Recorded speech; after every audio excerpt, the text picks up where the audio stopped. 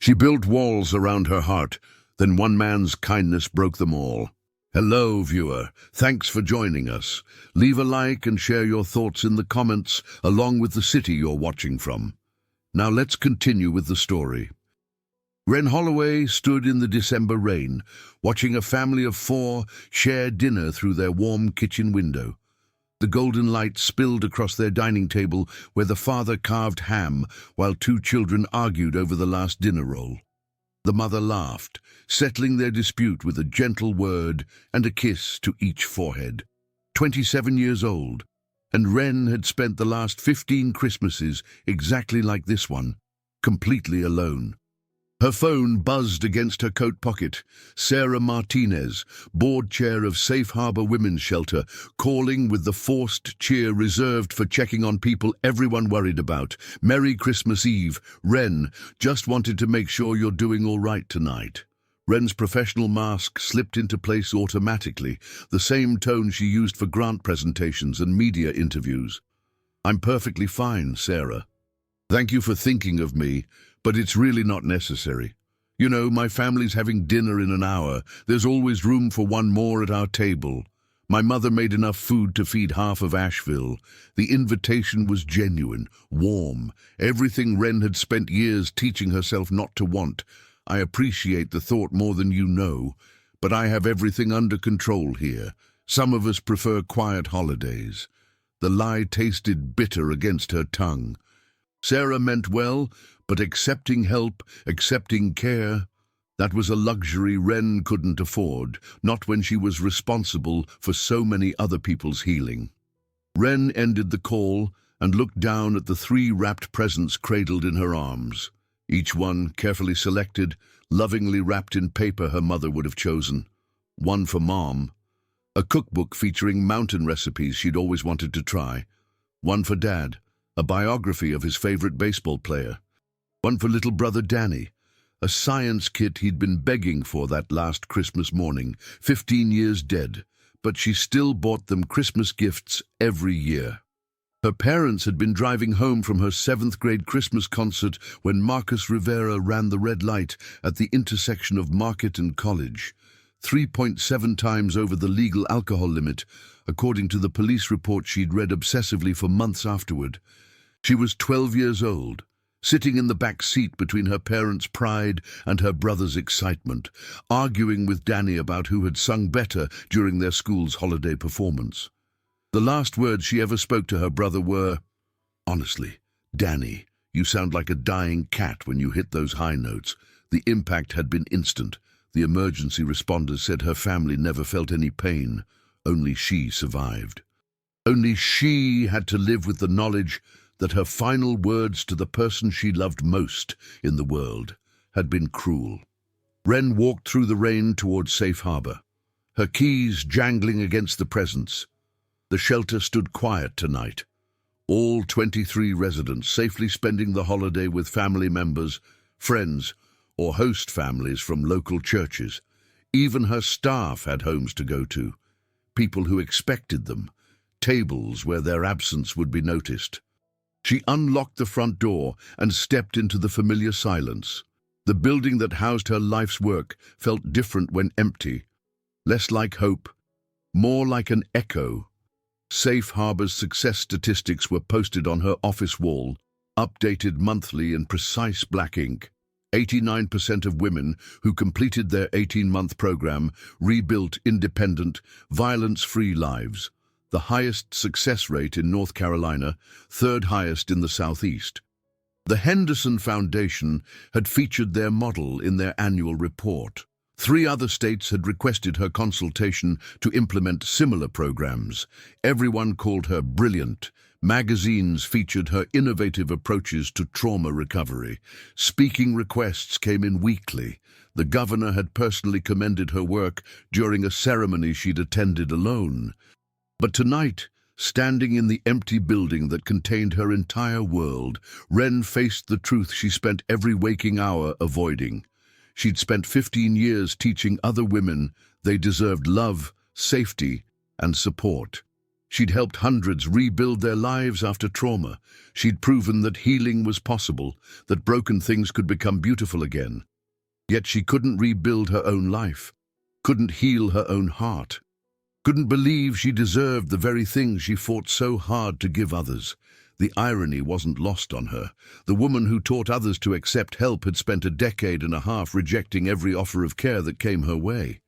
Ren placed the 3 presents in the donation box by the front desk, same as every year.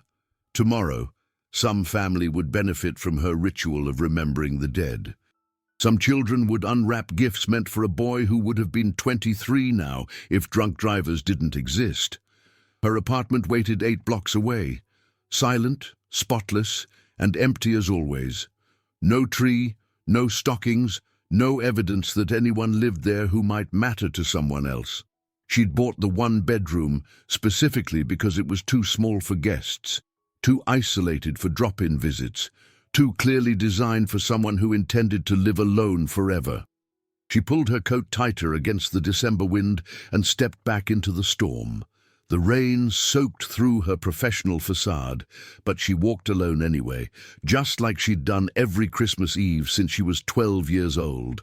Behind her, the phone began ringing in the empty shelter. Emergency repairs needed immediately, roof damage from the storm that was only beginning. But Ren didn't hear it. She was already 8 blocks away, climbing the stairs to an apartment where no one was waiting and no one would call to make sure she made it home safely. Ren arrived at Safe Harbor the next morning, armed with her usual professional armor. Perfectly pressed navy blazer arm, hair pulled back in a bun tight enough to prevent any strand from suggesting vulnerability, and a clipboard full of interview questions specifically designed to find disqualifying factors in potential applicants. The shelter needed a handyman. Again. The last 3 had quit within a month of starting, each claiming she was difficult to work with. Marcus had lasted 2 weeks before announcing that working for her was like being perpetually graded on an impossible exam. David had made it 3 weeks before suggesting she might benefit from learning to delegate. Robert had quit after 6 days with no explanation beyond, "This isn't working out." She preferred the term thorough. Her residents deserved better than adequate repairs done by people who viewed their work as just another job. The applicant was late. Strike 1. Punctuality indicated respect for other people's time, a basic requirement for working with women whose lives had been destabilized by men who couldn't be trusted to honor their commitments.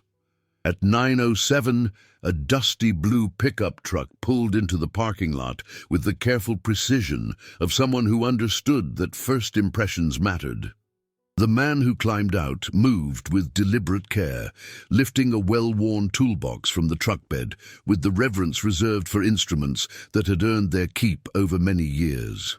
He wore clean work clothes, jeans without holes, a flannel shirt that had been ironed, work boots that were scuffed but polished. His approach carried the unhurried confidence of someone who had learned that rushing usually created more problems than it solved. "Good morning, Ma'am. I'm Ezra Campbell, here about the handyman position."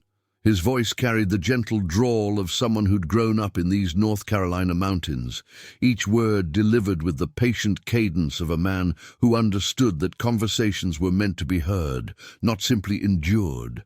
Something about his tone reminded Ren uncomfortably of her father. The same warmth, the same suggestion that whatever you needed to say would be received with genuine attention.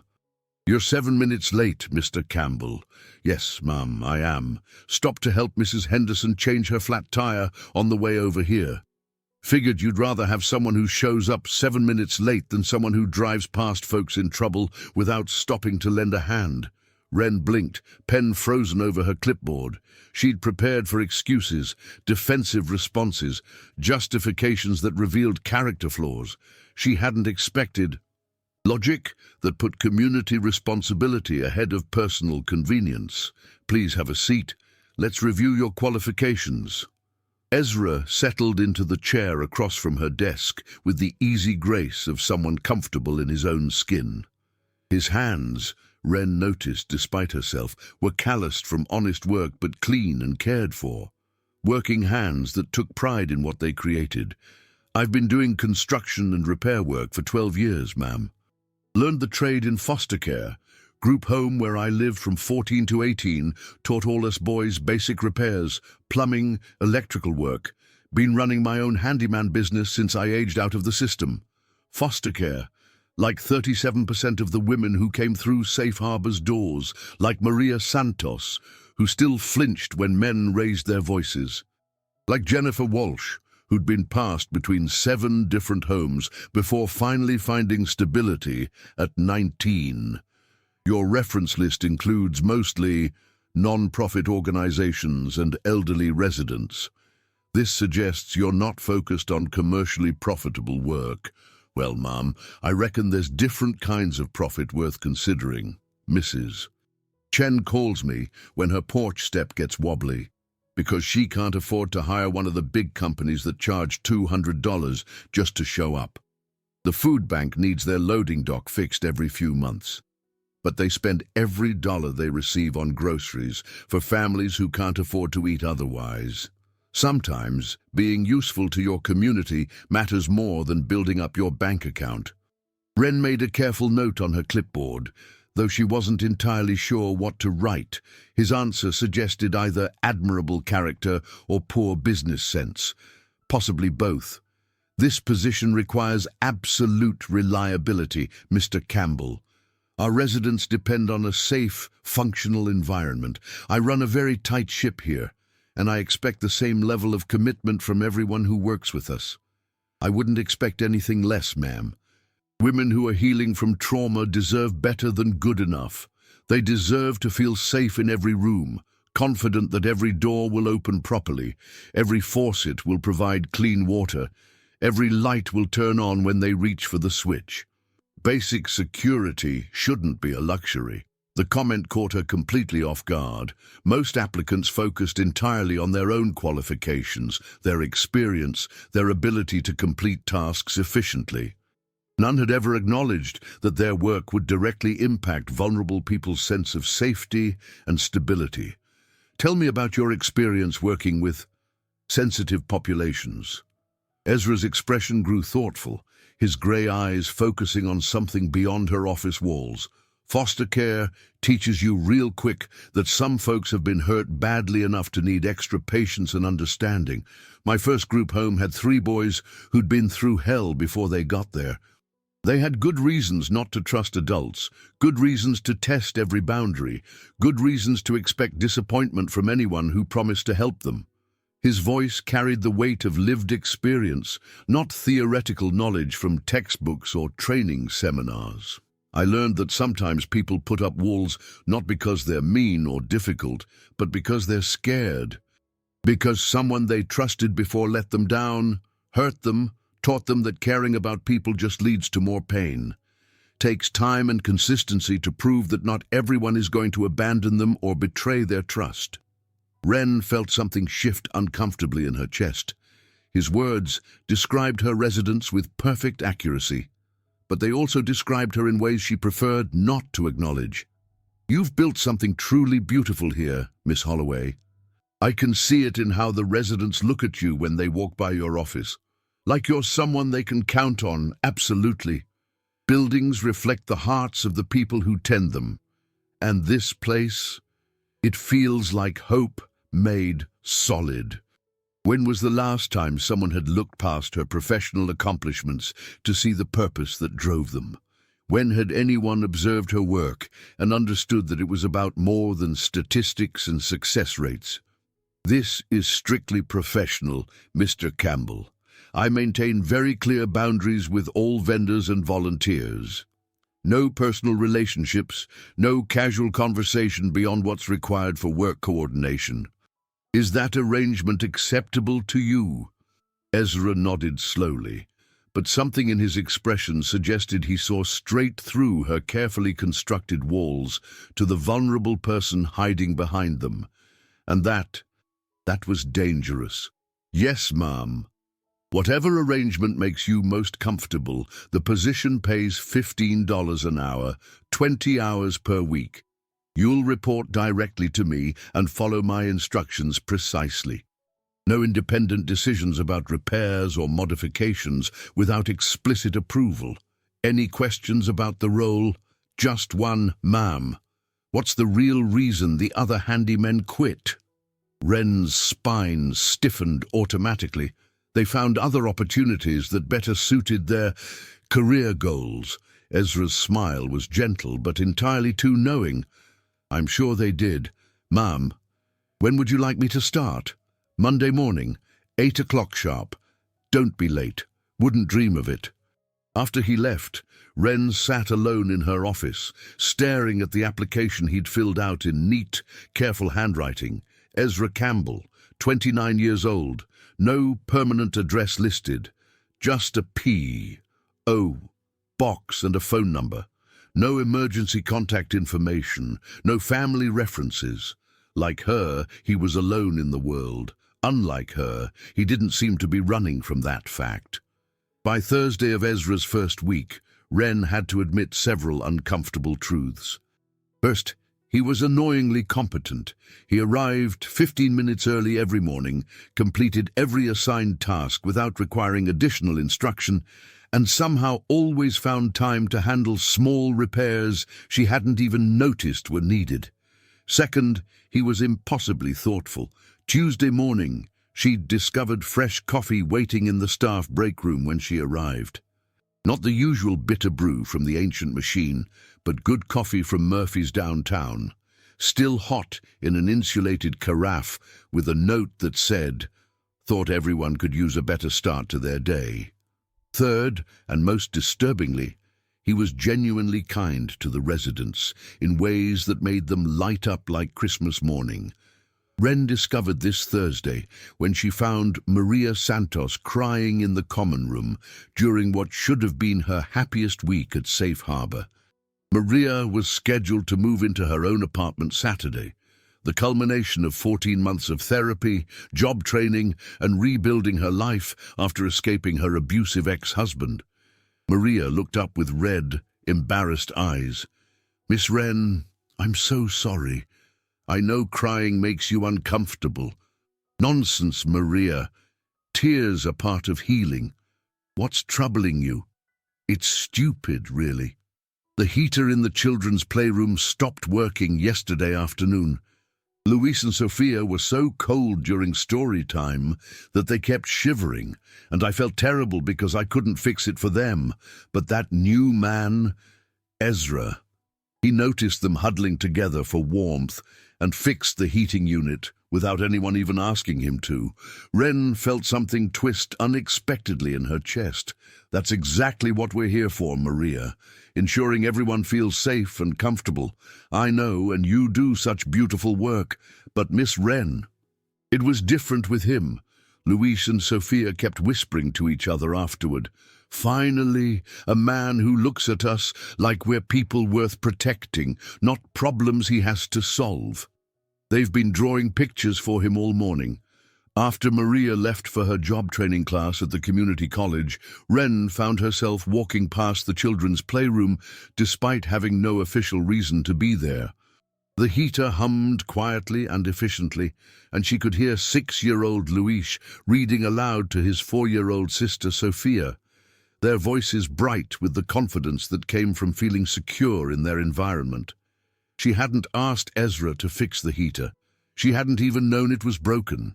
He'd simply observed a problem, recognized its impact on vulnerable children, and solved it without fanfare or expectation of recognition. At lunch, Ren made the mistake she'd been making for 3 years running. She forgot to eat. Again. Board meetings all morning reviewing quarterly reports, grant applications due to the Morrison Foundation by 5 o'clock, 2 new resident intake interviews scheduled for the afternoon, and a conference call with the State Social Services Coordinator about funding renewals. Her stomach growled loudly enough that Janet Morrison, her office manager for the past 4 years, heard it from the hallway. Janet appeared in her doorway with the concerned, motherly energy she brought to everything from filing paperwork to worrying about Ren's increasingly obvious habit of treating food as an optional inconvenience. "Ren, honey, when did you last eat an actual meal?" "I had coffee this morning, and half a granola bar around 10. Coffee and granola bar remnants do not constitute nutrition. There's a wonderful deli just down the street." "I don't have time right now, Janet. The Henderson Foundation grant requires detailed outcome statistics, and if I don't submit everything today, we lose our chance at the $20,000 program expansion fund." A soft knock interrupted her protest. Ezra stood in her doorway, holding a white paper bag from Murphy's Deli and a cup of sweet tea with exactly the right amount of ice. "Good afternoon, Miss Holloway. I noticed you seemed particularly busy today, so I took the liberty of picking up lunch. Turkey and Swiss on wheat bread, light mayo, no pickles, and sweet tea with just a touch of honey. Hope that's acceptable." Ren stared at the bag as if it contained something far more significant than a sandwich. "How did you possibly know?" asked Janet, "what you usually order on the rare occasions when you remember that your body requires fuel to function. Hope I got it right." He set the bag carefully on her desk and turned to leave without any expectation of thanks or recognition. "Wait just a moment, Mr. Campbell. How much do I owe you for this?" Ezra paused in the doorway, his expression genuinely surprised by the question. "Nothing at all, ma'am. Just take care of yourself, all right? Hard to take care of everyone else if you don't take care of yourself first." After he left, Ren unwrapped the sandwich with hands that trembled slightly. Turkey and Swiss on wheat bread, light mayo, no pickles. Exactly what she would have ordered if she'd had time to think about food as anything other than an interruption to more important work. The sandwich was perfect. Somehow, impossibly perfect. Janet reappeared in the doorway wearing the knowing smile she reserved for moments when Ren was being particularly obtuse about her own needs. "That man pays very close attention to details. It's simply a sandwich, Janet. Basic courtesy from a vendor. Honey, when someone notices what you need before you notice it yourself, and then provides it without being asked or expecting anything in return, that's not courtesy. That's care." Ren took another bite and tried desperately to ignore the warm feeling spreading through her chest like honey dissolving in hot tea. She didn't need care. She was the person who provided care to others. But the sandwich tasted like someone had been watching her closely enough to learn her preferences, thoughtful enough to remember them, and kind enough to act on that knowledge without making a production of his thoughtfulness. And for the first time in years, Ren found herself genuinely looking forward to tomorrow morning, wondering if Ezra's blue pickup truck would be in the parking lot when she arrived, wondering what small act of unexpected kindness he might offer next. That realization terrified her more than any grant deadline, board meeting, or budget crisis ever could, because caring about someone meant risking loss. And loss. Loss was something Ren Holloway had sworn never to experience again. Monday morning arrived with Ren's new strategy fully implemented, professional boundaries so clear and impenetrable that even the most persistently kind contractor would understand that personal attention was neither wanted nor appropriate. She'd spent the weekend crafting new protocols designed to minimize interaction while maximizing productivity. All maintenance requests would be submitted through written work orders only. No more casual conversation beyond what was strictly necessary for task completion. No more thoughtful lunch deliveries or coffee offerings. Definitely, no more careful observation of her personal habits and preferences. Professional boundaries, she reminded herself while reviewing the morning's assignments. Clear, impenetrable, absolutely necessary professional boundaries. She assigned Ezra to organize the storage room in the building's basement, a task that would take at least 2 weeks of methodical sorting, cataloging, and shelving. More importantly, it would require minimal interaction with staff members and absolutely no contact with residents. Ezra accepted the assignment without complaint, question, or the slightest indication that he understood her deliberate attempt to isolate him from the community he'd begun to integrate himself into so naturally. Tuesday morning, she discovered he'd not only organized the storage room with military precision, but had also constructed proper shelving units from donated lumber that had been gathering dust in the corner for 8 months. The new shelving system created twice the storage space they'd had before, with clearly labeled sections for seasonal decorations, extra bedding, children's supplies, and emergency provisions. Wednesday, Janet casually mentioned that Ezra had fixed the squeaky hinge on the front door that had been driving everyone slightly insane for 6 months. The repair had taken him exactly 4 minutes during his lunch break, and now the door opened and closed with silent efficiency. Thursday brought news that made Ren's carefully constructed isolation strategy significantly more complicated. Maria Santos appeared at her office door, practically vibrating with excitement barely contained. "Miss Ren, you absolutely have to see what Ezra created in the children's area. The kids are beside themselves with joy." Against every instinct that told her to maintain distance, Ren found herself following Maria to the playroom she'd deliberately avoided visiting since implementing her new protocols. What she discovered there made her breath catch unexpectedly. Ezra had painted a mural on the previously blank wall, a breathtaking mountain landscape with a golden sunrise breaking through morning clouds that looked suspiciously like the view from the Blue Ridge Parkway. At the bottom of the scene, painted in child-friendly letters that 6-year-olds could read, were the words, "Every sunrise is a new beginning." "It's the most beautiful thing I've ever seen," Maria whispered, her voice thick with emotion. "The children keep asking if the sunshine is painted especially for them, if it means they get to have new beginnings too." Ren felt her carefully constructed walls developing stress fractures she couldn't ignore. The mural was extraordinary, professional quality work that belonged in a gallery, not a shelter basement, but more than that, it was hopeful in ways that made her chest ache. When did he have time to do this? Maria's smile was radiant. Early mornings, before anyone else arrived. "I came in Tuesday to help with breakfast prep and found him here with paint supplies, working by the light from those little clip-on lamps. He said he wanted to surprise the children with something beautiful, something that belonged only to them. The mural wasn't just beautiful, it was transformative. The children's area had always been functional, clean, safe. Now it felt magical. Did he ask permission for this project? Maria's expression grew slightly worried. Oh no, did he break a rule?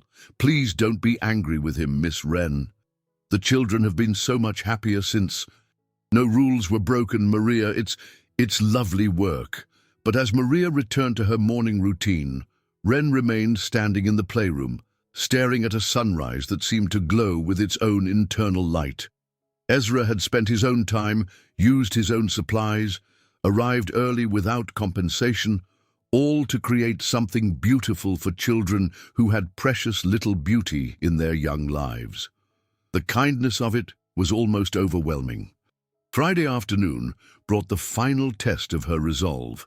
Ezra knocked on her office door carrying a small cardboard box, his expression hopeful but prepared for disappointment. "Good afternoon, Miss Holloway. I found some Christmas decorations in the storage room while I was organizing everything. Thought maybe the residents and their children might enjoy a little holiday cheer to brighten up the common areas."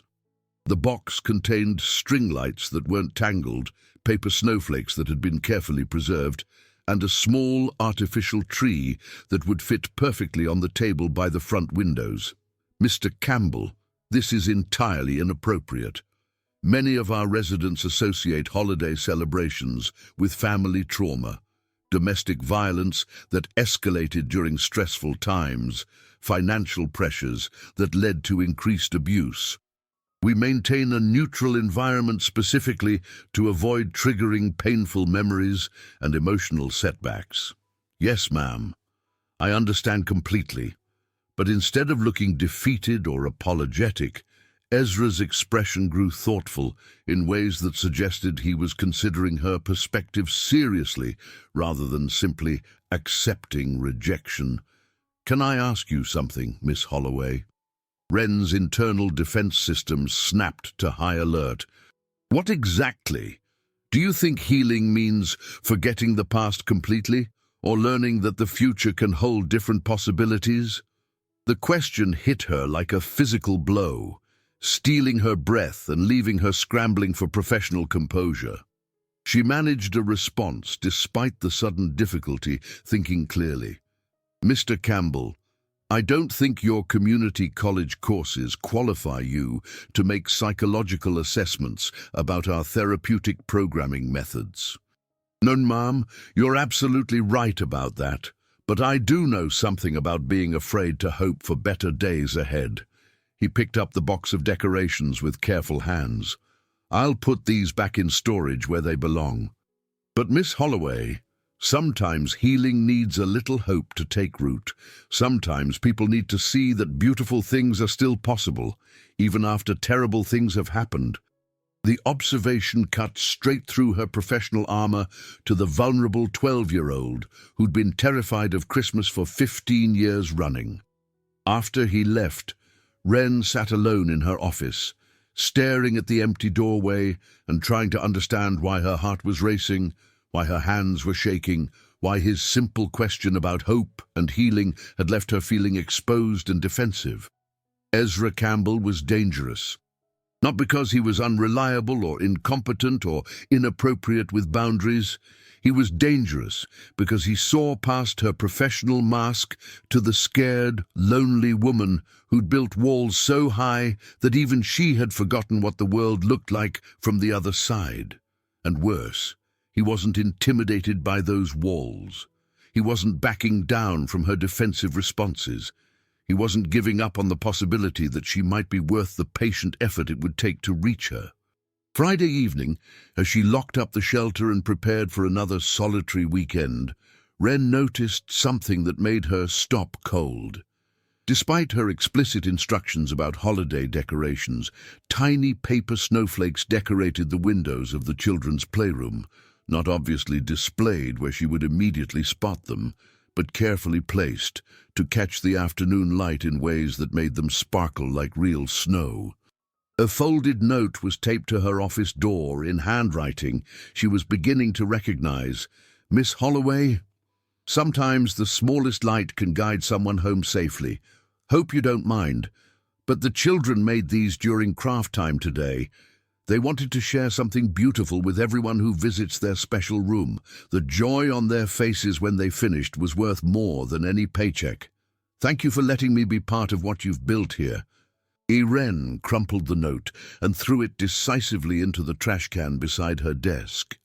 Then, after 30 seconds of staring at her own reflection in the dark window, she retrieved the note, smoothed out the wrinkles with trembling fingers, and placed it carefully in her desk drawer next to the grant applications and budget reports that represented her professional life. Outside, thunder rumbled ominously across the Asheville sky. The weather forecast called for a severe storm system moving through the area over the weekend. High winds, potential flooding, possible power outages, as if her emotional walls weren't already under enough pressure to withstand the forces gathering against them. Saturday night, the storm hit Asheville with biblical fury. Ren jerked awake at 2:17 in the morning to the sound of her phone ringing with the emergency shelter number. Wind howled outside her apartment windows like something alive and angry, and rain hammered against the glass with enough force to make the building shudder. "Miss Holloway? It's Officer Martinez with Asheville PD. We've got a situation at Safe Harbor. Tree came down on your roof during the storm, punched a hole straight through to the second floor.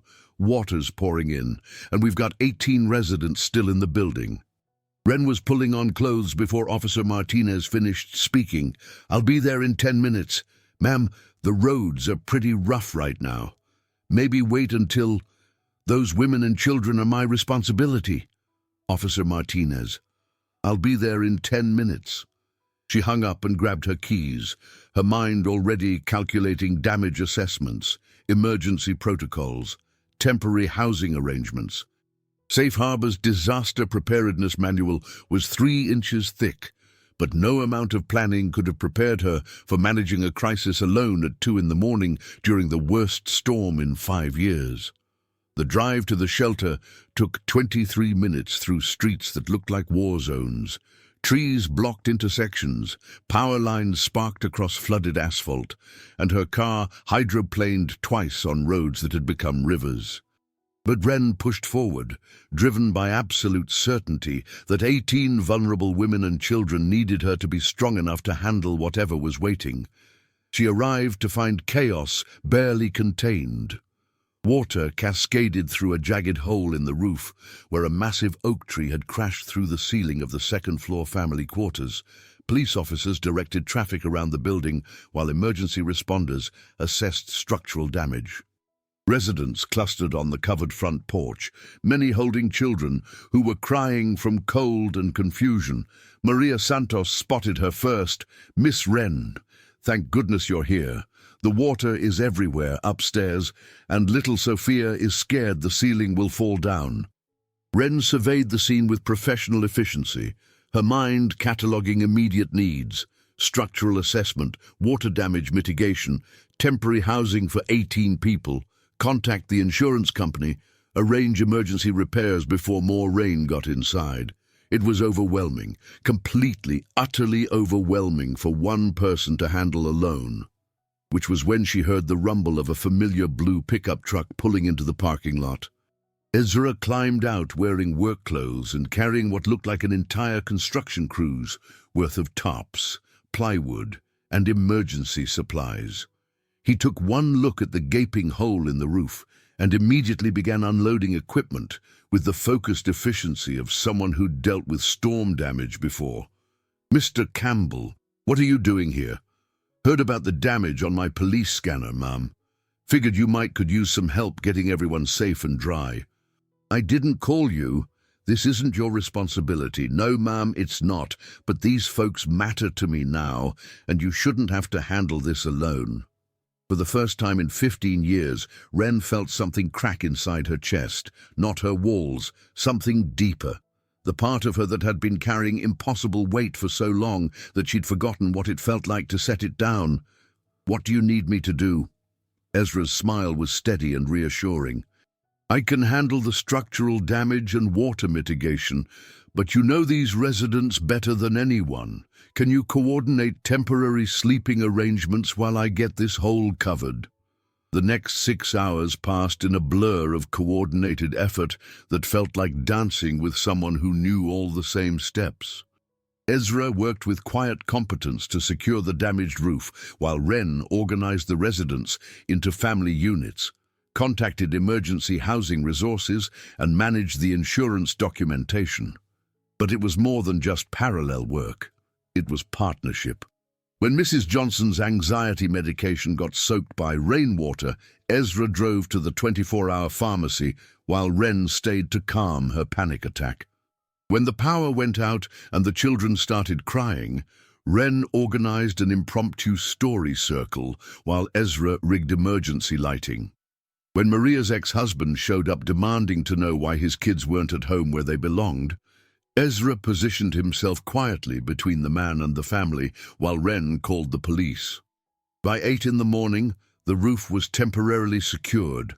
All 18 residents were safely relocated to the community center with volunteers providing breakfast, and the immediate crisis was contained. Ren stood in the empty shelter, surveying water damage that would take weeks to repair, and realized something profound had shifted during the night. For the first time since she was 12 years old, she hadn't faced a crisis alone. "Thank you," she said quietly, the words feeling strange in her mouth. "I couldn't have managed this without your help." Ezra was coiling extension cords with the methodical precision of someone who took care of his tools. "Yes, Mom, you could have. You're the strongest person I've ever met. But you didn't have to, that's the difference. What do you mean? He stopped working and looked at her with those grey eyes that seemed to see straight through her defenses. Being strong enough to handle everything alone and choosing to let people help you, those are two different kinds of strength. You've mastered the first one. Maybe it's time to try the second. Ren felt tears threatening for the first time in years. The exhaustion, the relief, the overwhelming gratitude, it was all too much to process while maintaining her professional composure. I need to contact the insurance adjuster, arrange temporary office space, coordinate with the residents about their belongings. Ezra nodded toward the door. That can wait 2 hours while you go home, take a hot shower, and eat something that isn't vending machine coffee. I'll stay here to meet the adjuster and handle any immediate problems. I can't ask you to. You're not asking, ma'am. I'm offering. And after what we accomplished together tonight, seems like maybe you could trust me to handle things for a couple hours while you take care of yourself. It was the first time in 15 years that anyone had suggested she deserved to be taken care of. The first time someone had offered to shoulder her responsibilities, not because she was failing, but because she mattered. Ren drove home through streets littered with storm debris, but for the first time in years, she wasn't driving alone through the aftermath of a crisis. Someone was staying behind to help, someone she could count on. When she returned 3 hours later with clean clothes and the first real meal she'd eaten in 2 days, she found Ezra waiting with a clipboard full of organized notes, contact information for 3 reputable contractors, and a preliminary repair timeline that would have the shelter operational again within 10 days. How did you? Insurance adjuster was real helpful once I explained the situation. Turns out his sister stayed in a women's shelter in Charlotte a few years back. He fast-tracked everything. For the first time in months, Ren smiled without forcing it. That's amazing work. Ezra, we make a good team, Miss Holloway. Yes, she admitted quietly. We do. Over the following 2 weeks, as Safe Harbor underwent emergency repairs, Ren discovered what partnership actually felt like. Ezra coordinated with contractors while she managed resident services from their temporary location at the community center. He handled supply deliveries while she conducted therapy sessions and job training workshops in borrowed conference rooms. When the heating system needed upgrading to prevent future storm damage, he researched energy-efficient options while she wrote grant applications for funding. But it was the small moments that changed everything. Tuesday morning, she arrived at the temporary office to find fresh coffee waiting and a blueberry muffin from the bakery downtown. Not because she'd asked, but because Ezra had noticed she skipped breakfast when she was stressed. Wednesday afternoon, when 3 new residents arrived needing immediate intake interviews, he quietly organized childcare activities so she could focus on assessment and placement. Thursday evening, when she stayed late updating case files, he brought dinner and helped stuff envelopes for the fundraising campaign without being asked. For the first time in her career, Ren wasn't managing a crisis alone. She had a partner who anticipated problems, offered solutions, and never made her feel weak for accepting help. The residents noticed the difference immediately. Miss Ren seems happier, observed Jennifer Walsh during her weekly therapy session. Like she's not carrying the whole world on her shoulders anymore. Working with Ezra had revealed something Ren had never understood before. Accepting help didn't diminish her strength. It multiplied it. When they worked together, she could focus on her areas of expertise while trusting him to handle his. When he managed logistics, she had more energy for counseling and program development. When she handled administrative responsibilities, he could concentrate on creating safe, beautiful spaces for healing. Their combined efforts were achieving results that neither could have accomplished alone. Friday afternoon brought the moment that changed everything between them. Safe Harbor's main building was finally ready for residents to return. The new roof was stronger than the original, the heating system was more efficient, and Ezra had used the renovation opportunity to create small improvements throughout the building. Better lighting in the counseling rooms, additional storage in the children's area, and a small garden space outside the kitchen windows. The residents were scheduled to move back Saturday morning, and everything was ready. Ren stood in the main common room, reviewing her checklist one final time. Furniture arranged, check. Kitchen supplies restocked, check. Security system tested, check. Emergency procedures updated, check. Ezra approached carrying a small wrapped package. Got something for you, Miss Holloway? Sort of a building reopening gift? You didn't need to. I wanted to. She unwrapped the package carefully. Inside was a framed photograph of the shelter taken during the storm repair work, but not the damage. The photo showed her organizing the residents on the covered porch, making sure everyone was safe and accounted for, while behind her the building stood solid and protective, despite the hole in its roof. The caption, written in Ezra's neat handwriting, read, "Sometimes the most important repairs happen to hearts, not buildings." Ren stared at the photograph, seeing herself through his eyes.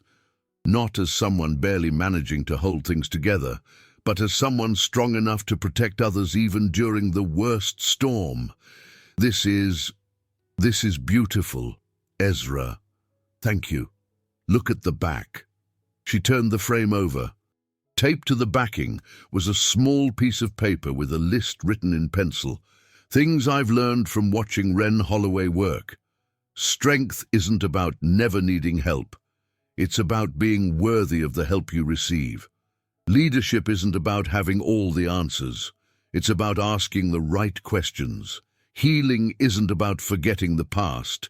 It's about building a future where the past doesn't control you. And sometimes the person who spends all her time saving everyone else needs someone willing to stand beside her while she saves herself." Ren's hands were shaking as she finished reading. When she looked up, Ezra was watching her with an expression she'd never seen before. Not just kindness, but something deeper. Something that looked like, "I think I'm falling in love with you, Ren." The words hung between them like a bridge she could choose to cross or burn down. Every instinct told her to retreat, to rebuild her walls, to protect herself from the possibility of loss. But looking at this man who'd stood beside her through the worst crisis she'd faced in years, who'd never once tried to take control or diminish her authority, who'd made her stronger by simply being reliably, consistently present, I think I'm falling in love with you too." The kiss happened naturally, as if they'd been moving toward this moment since the day he'd first walked into her office with patient eyes and calloused hands. His lips were warm and gentle, and he tasted like coffee and possibility. When they broke apart, Ren felt something she hadn't experienced since she was 12 years old. Hope for a future that included someone else. "We should probably talk about what this means," she whispered against his cheek. Ezra's smile was soft and understanding. "We should, but first, would you maybe like to have dinner with me tonight? Somewhere that isn't a crisis or an emergency or a professional obligation? I'd like that very much." As they locked up the renovated shelter together, Ren realized that the storm hadn't just damaged the building. It had broken down the walls she'd built around her heart, revealing something she'd forgotten was still there. The capacity to trust someone else with her happiness. For the first time in 15 years, she wasn't walking away from work alone. 3 weeks later, Ren Holloway was learning to navigate territory she'd never mapped before, what it felt like to be half of something beautiful.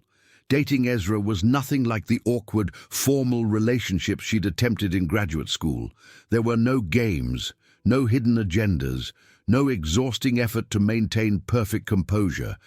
He knew her in her professional element, had seen her handle crisis and leadership with equal competence, and somehow that made being vulnerable with him feel safe instead of terrifying. Their first official date had been dinner at Murphy's downtown, the same place where he'd bought her countless lunches during the renovation. They'd talked about everything except work.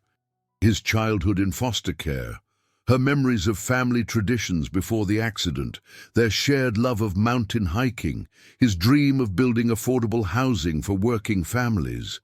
The conversation had lasted 4 hours, and when he walked her to her car, the goodnight kiss had lasted long enough for her to forget why she'd ever thought falling in love was dangerous. Now they were figuring out how to blend their personal relationship with their professional partnership at Safe Harbor.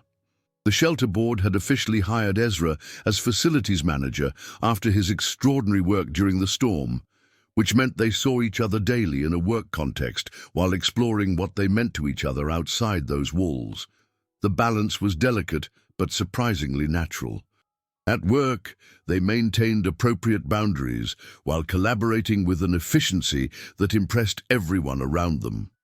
Ren handled resident services, therapy coordination, and administrative responsibilities, while Ezra managed building maintenance, security updates, and volunteer coordination. Their different strengths complemented perfectly, creating a more comprehensive support system for the women and children who depended on Safe Harbor. Outside work, they were learning each other's rhythms and preferences with the careful attention of people who understood that love required both patience and courage. Ezra cooked dinner for her twice a week, simple meals that filled her apartment with warmth and the unfamiliar comfort of being cared for. In return, she shared her knowledge of Asheville's hiking trails, introducing him to waterfalls and mountain views that had been her refuge during the loneliest years. He was teaching her that accepting care didn't make her weak. It made room for her to offer care in return. Thursday evening, they were grocery shopping together for the first time. A mundane activity that felt revolutionary to someone who'd spent 15 years buying meals for one. Ezra pushed the cart while Ren navigated her list with military precision, but every few aisles he'd add something she hadn't thought of. Fresh flowers for her kitchen table. The expensive coffee she only bought as a rare treat. Ingredients for the chocolate chip cookies she'd mentioned craving. This is what partnership looks like, she realized. Someone who pays attention to your needs and wants to meet them without being asked. As they loaded groceries into his truck, snow began falling. The first of the season, turning downtown Asheville into a winter wonderland that belonged on Christmas cards. "Look at that," Ezra said softly, catching snowflakes on his palm. "First snow always feels like magic to me." Ren watched the flakes dance in the streetlight, remembering how much she'd loved snow as a child, before Christmas became a day to endure instead of celebrate. "My family used to make snow ice cream when I was little," she said without thinking. "Vanilla extract, sugar, and fresh snow. Dad would set a clean bowl outside during the first storm, and Mom would let Danny and me stay up late to make it together." The memory surfaced unexpectedly, carrying warmth instead of the usual sharp edge of loss. "That sounds perfect," Ezra said. "Think we could try it sometime?" "Maybe," she whispered, "if you don't mind, that I might cry a little while we're making it." "I don't mind tears, Ren. I mind you carrying sadness alone." That night, for the first time since the accident, Ren fell asleep thinking about Christmas with anticipation instead of dread. The next morning brought a phone call that changed everything. "Miss Holloway, this is Patricia Wells from the National Coalition Against Domestic Violence. We'd like to invite you to speak at our annual conference in Dallas this December. Your shelter's success rates and innovative programming have caught national attention, and we believe your insights could help organizations across the country improve their services." The opportunity was incredible. National recognition, the chance to influence policy on a federal level, validation that her life's work mattered beyond Asheville's city limits. The conference was December 22nd through 24th, Christmas week, the anniversary of her family's death, the time of year when her carefully constructed emotional stability became most fragile. I'm honored by the invitation, Ren managed. Can I have some time to consider the timing? Of course. Please let us know by next Friday. After hanging up, Ren sat in her office staring at the calendar. December 22nd, 5 days before the 15-year anniversary of the accident. 3 days before Christmas. Professional opportunity versus personal emotional safety. Recognition for her life's work versus confronting the trauma that had shaped that work. She could almost hear her walls preparing to rebuild themselves, offering familiar protection against the risk of traveling alone during her most vulnerable time of year. But then she thought about Ezra's steady presence during the storm, his understanding during her moments of doubt, his patient willingness to let her set the pace for everything between them. Maybe she didn't have to face December alone this year.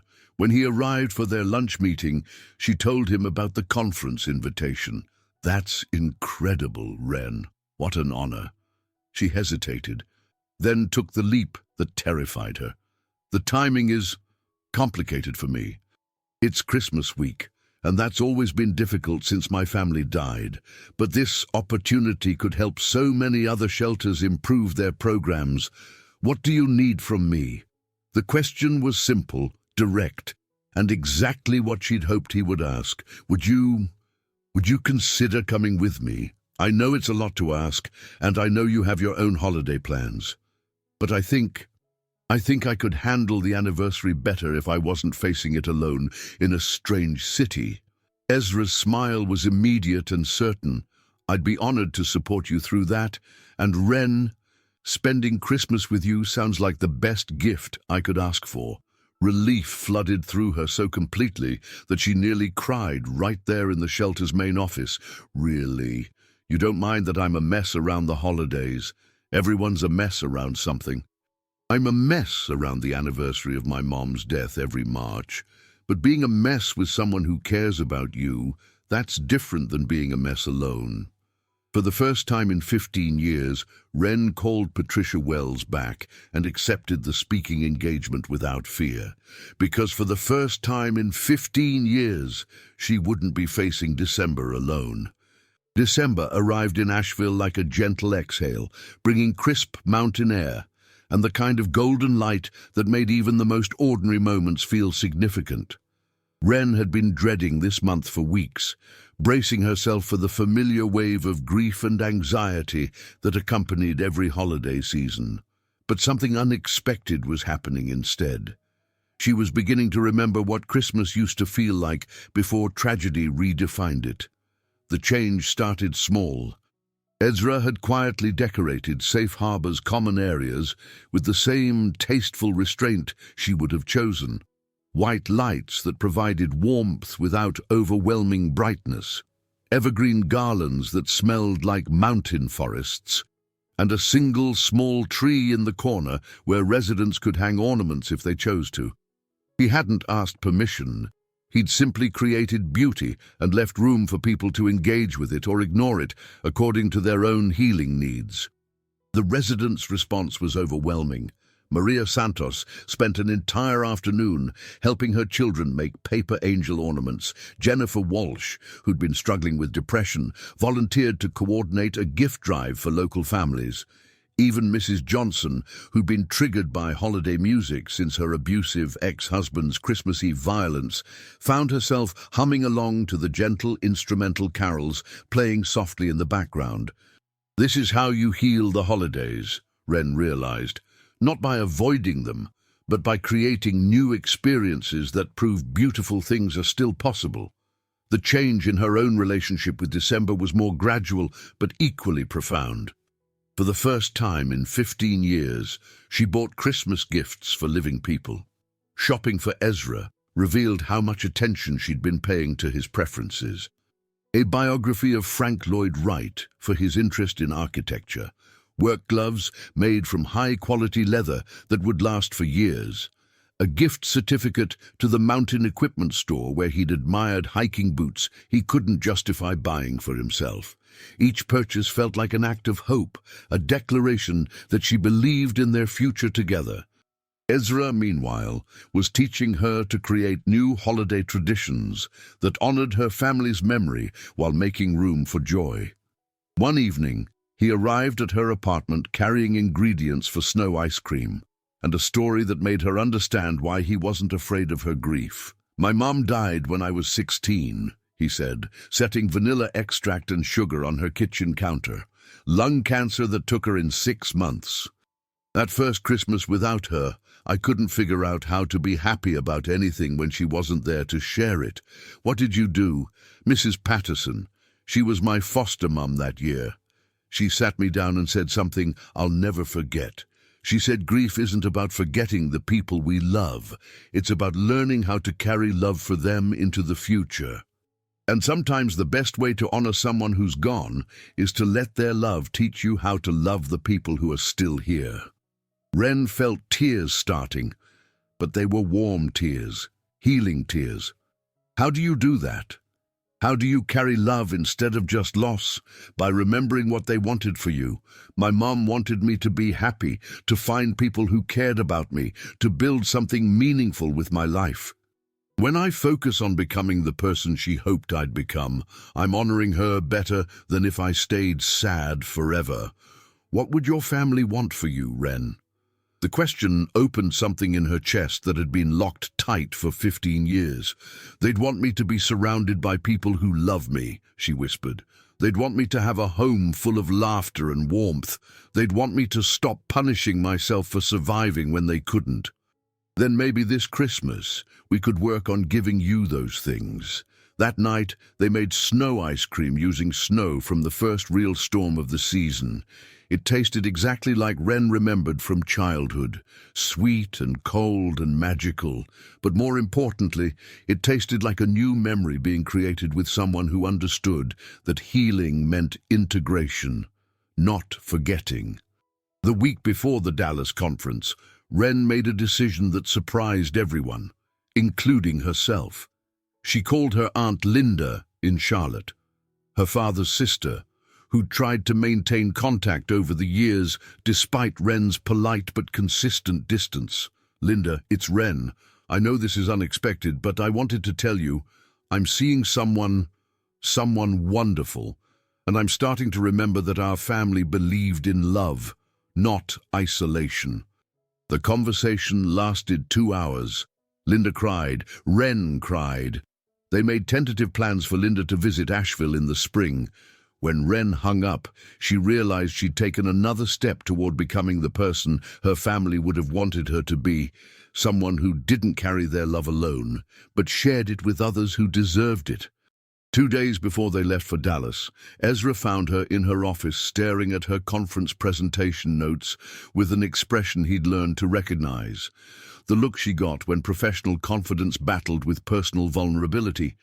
Second thoughts about the trip, not about the conference, about us, about bringing you to something so important to my career, about mixing our relationship with my professional reputation.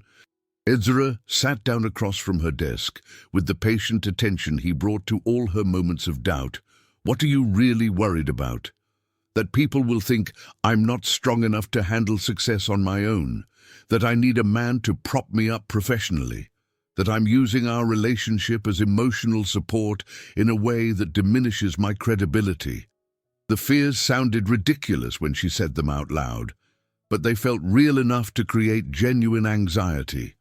"Ren, you're speaking at this conference because you've achieved the highest success rates in the Southeast, because you've developed innovative programs that other organizations want to replicate, because you've built something extraordinary through your own vision, dedication, and expertise. I know that, but nothing. I'm not going to Dallas as your professional support.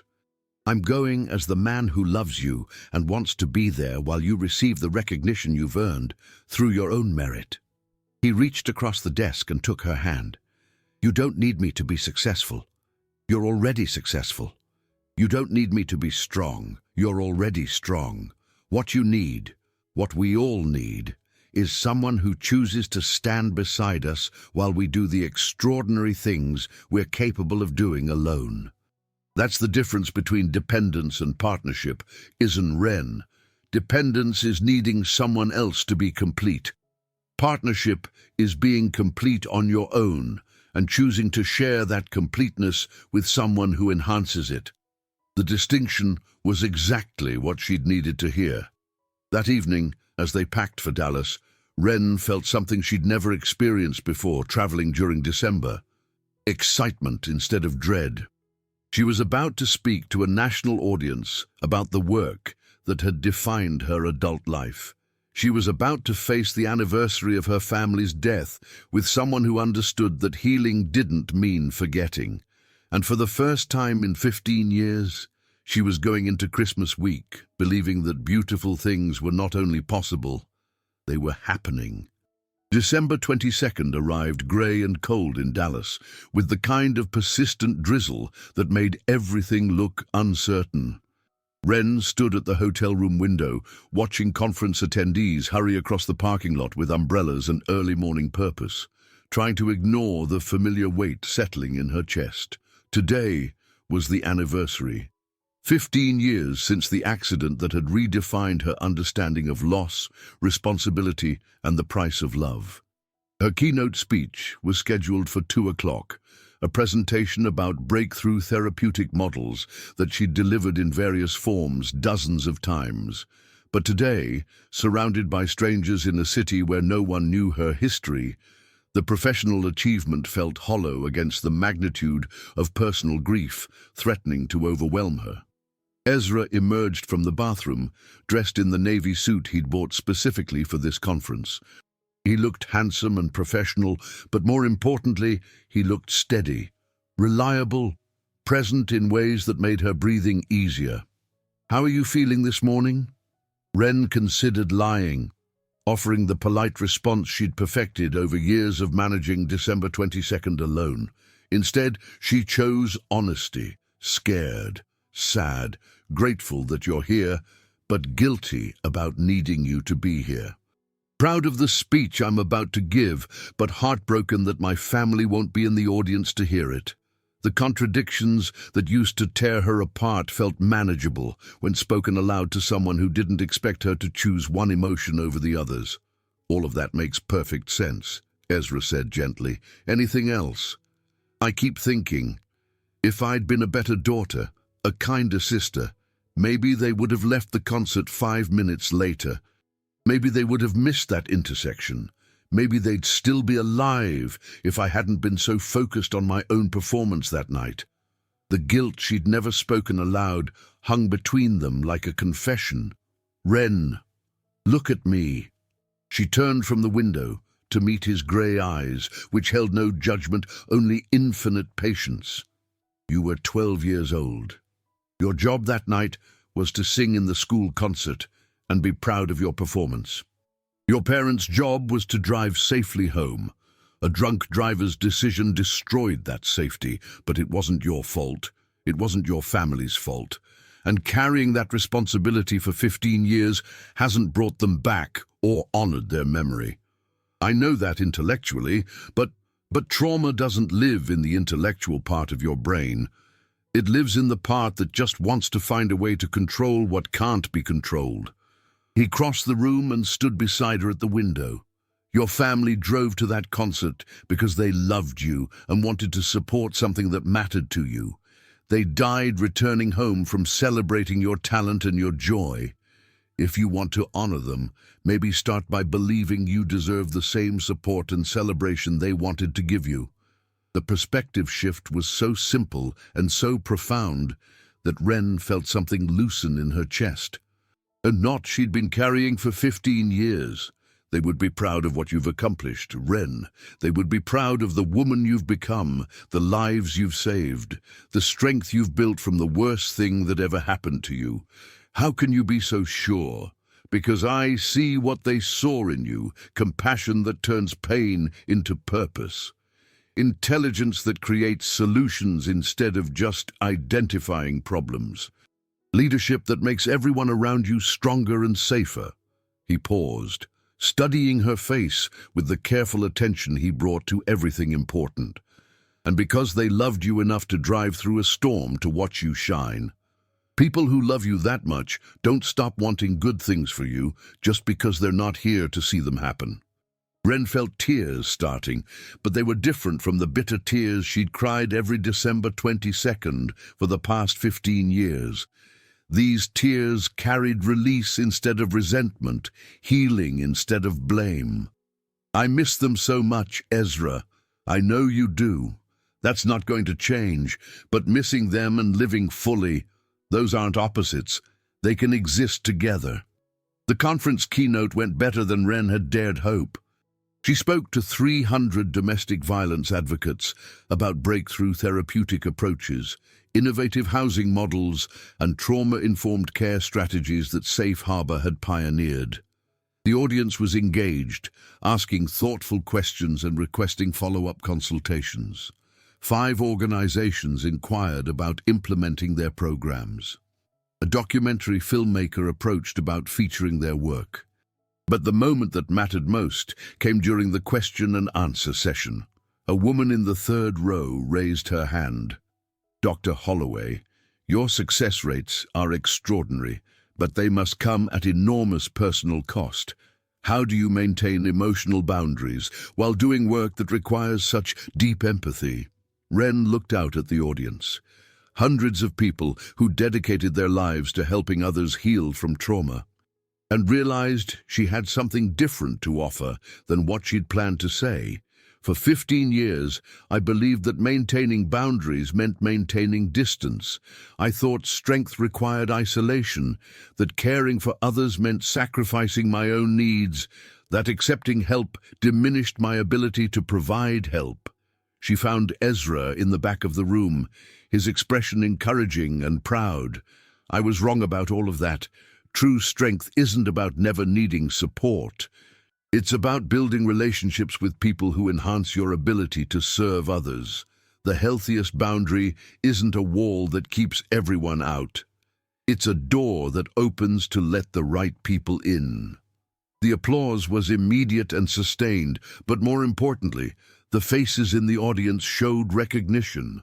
People who'd been carrying the same misconceptions she'd held for years. After the conference, as they walked through downtown Dallas looking for dinner, Ren felt something she'd never experienced on December 22nd. Peace. "This morning, I woke up dreading today," she told Ezra, as they found a quiet restaurant that served comfort food and strong coffee. "But tonight, I feel like I honored my family by sharing what I've learned from losing them.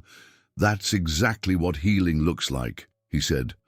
"Not forgetting the past, but transforming it into something that helps other people." Over dinner, they made plans for Christmas Day. Their first Christmas together, her first Christmas in 15 years that wouldn't be spent alone with grief. "We could drive to the mountains," Ezra suggested, "find a cabin, make snow ice cream, cook something your mom would have made. Or we could stay in Asheville and volunteer at the shelter, make sure the residents who don't have family feel less alone on Christmas." "We could do both," he said with a smile. Christmas lasts all day.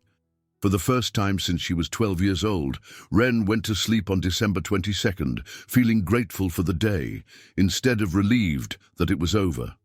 Tomorrow was December 23rd, then Christmas Eve, then Christmas Day. And for the first time in 15 years, she was looking forward to all of it. Christmas Eve morning dawned clear and cold in Asheville, with the kind of crystalline light that made the Blue Ridge Mountains look like they'd been carved from diamonds. Ren woke up in Ezra's arms, in his small apartment above the carpentry shop, surrounded by the scent of sawdust and coffee, and the unfamiliar comfort of not facing December 24th alone. For the first time in 15 years, she wasn't spending Christmas Eve in professional mode, using work as a shield against memories and emotions too big to process. Safe Harbor was closed for the holiday, the residents were with host families or relatives, and her calendar was completely, intentionally empty.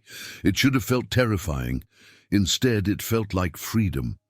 Ezra was already awake, watching her with the patient attention that had become as familiar as breathing. "Merry Christmas Eve," he said softly, pressing a kiss to her forehead. "How are you feeling?" "Different," Ren admitted. "Good. Different, I think. Like I'm allowed to be happy today instead of just surviving it. What would you like to do with that happiness?" The question was perfect. Open-ended enough to let her choose, specific enough to acknowledge that today was about more than just passing time. "I want to visit their graves," she said, surprising herself with the certainty. "I haven't been there since the funeral 15 years ago. I want to tell them about you, about the shelter, about the life I've built since they've been gone." Ezra's expression was gentle and understanding. "Would you like company for that, or would you rather go alone?" "Company," she said immediately. "Definitely company." They drove to Riverside Cemetery through streets that were already bustling with last-minute Christmas preparations. Families loading cars with wrapped presents, children building snowmen in front yards, neighbors shoveling driveways and waving to each other with the familiar warmth of community celebration. The cemetery was peaceful, covered in fresh snow that made everything look clean and new. Ren found her family's graves without difficulty. She'd memorized the location during the funeral she'd attended as a 12-year-old in shock, though she'd never returned. The headstones were simple granite markers with names and dates that reduced 3 beautiful lives to basic information. But standing there with Ezra beside her, Ren felt their presence in ways that had nothing to do with carved stone. "Hi, Mum. Hi, Dad. Hi, Danny," she said aloud, her breath creating small clouds in the cold air. "It's been a really long time since I visited. I'm sorry about that." She knelt in the snow, placing a small evergreen wreath she'd made that morning on each grave. "I wanted you to meet someone," she continued, glancing up at Ezra, who stood quietly behind her with his hands folded and his head bowed respectfully. "This is Ezra Campbell. He's the man I love. He helps me run the shelter now, and he's teaching me that accepting help doesn't make me weak. I think you would really like him." The words came easier once she started talking. "I've spent 15 years trying to save everyone else because I couldn't save you. I've helped hundreds of women rebuild their lives after trauma, but I never learned how to rebuild my own life. I thought staying alone was how I honored your memory. Like being happy again would mean I didn't miss you enough." Tears were falling freely now, but they weren't the bitter tears of guilt and resentment she'd cried for so many years. These were tears of release, of forgiveness, of finally understanding the difference between honoring the dead and punishing the living. "But Ezra helped me understand that you loved me too much to want me to stay sad forever. You drove through a storm to watch me perform because you wanted me to shine. You wouldn't want me to spend the rest of my life dimming that light because you couldn't be here to see it."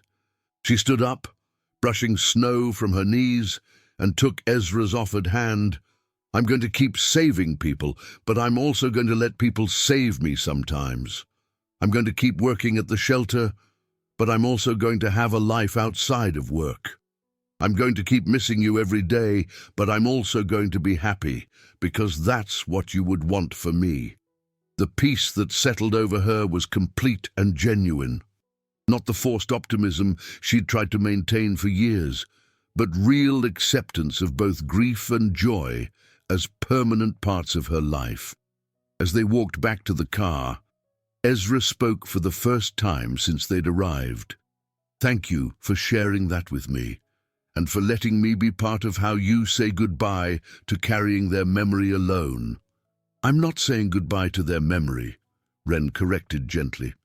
"I'm saying goodbye to guilt. There's a difference."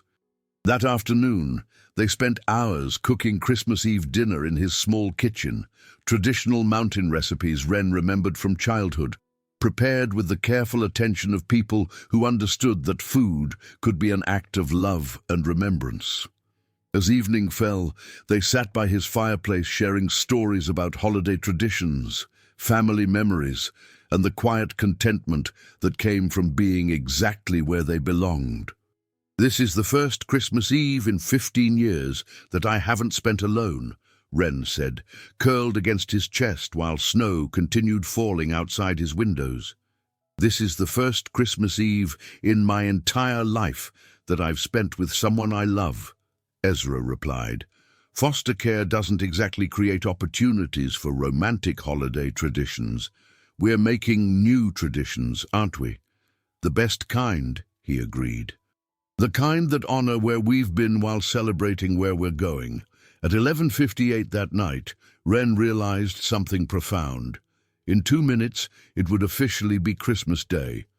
The first Christmas in 15 years that she'd approached with anticipation instead of dread. She was no longer the scared, guilty 12-year-old who'd survived when her family couldn't.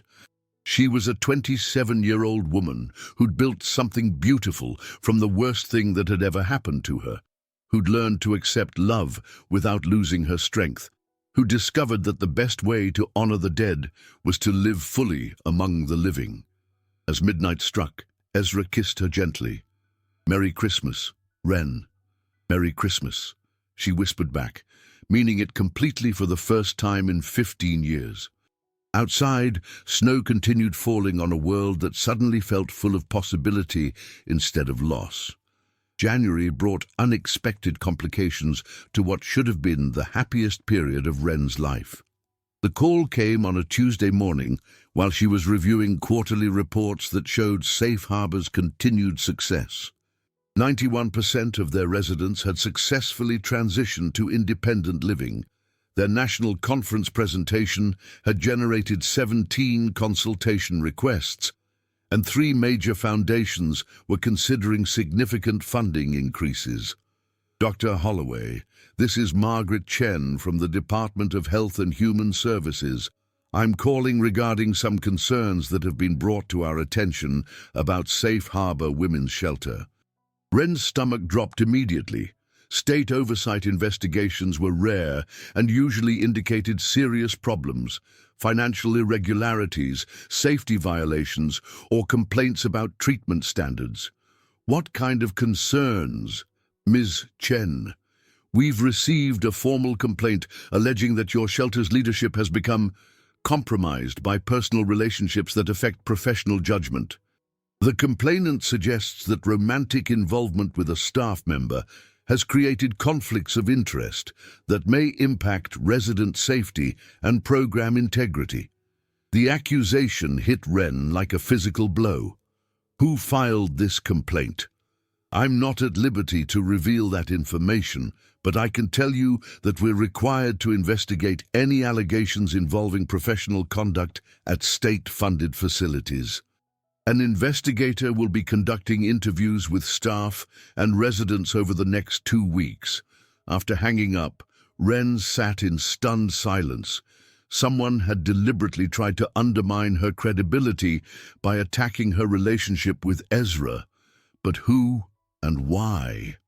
The answer came during her lunch meeting with Sarah Martinez, Safe Harbor's board chairwoman, who arrived looking uncomfortable and apologetic. "Ren, I need to tell you something, and you're not going to like it. Robert Henderson from the Henderson Foundation contacted me yesterday. He's concerned about the shelter's leadership structure." "What kind of concerns?" "He heard about your relationship with Ezra through professional networks. Apparently someone mentioned it during the Dallas conference. Robert's old-fashioned about mixing business with personal relationships. He's questioning whether the foundation should continue funding an organization where the director is romantically involved with a staff member." Sarah's expression was sympathetic but worried. "The Henderson Foundation provides 30% of our annual operating budget, Ren. If they withdraw funding, we'd have to cut services dramatically, reduce resident capacity, possibly close the children's programs. The Foundation Board is meeting next week to discuss the situation. Robert suggested that you might consider restructuring your professional arrangements to address their concerns." Ren understood exactly what that meant. End the relationship with Ezra, or lose the funding that kept Safe Harbor operational. What do you think I should do, Sarah? Honestly, I think you're the best shelter director in the Southeast, and your personal life is none of Robert Henderson's business.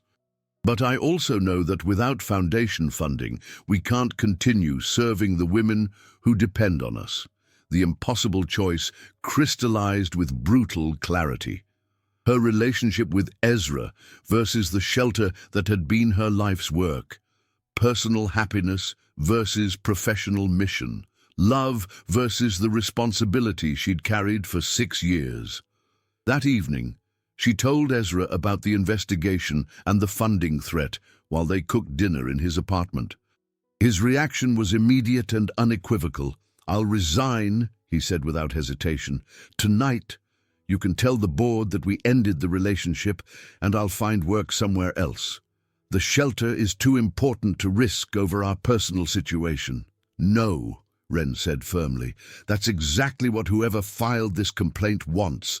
They want to destroy what we've built together by making us choose between our work and our relationship." "Then what do you want to do?"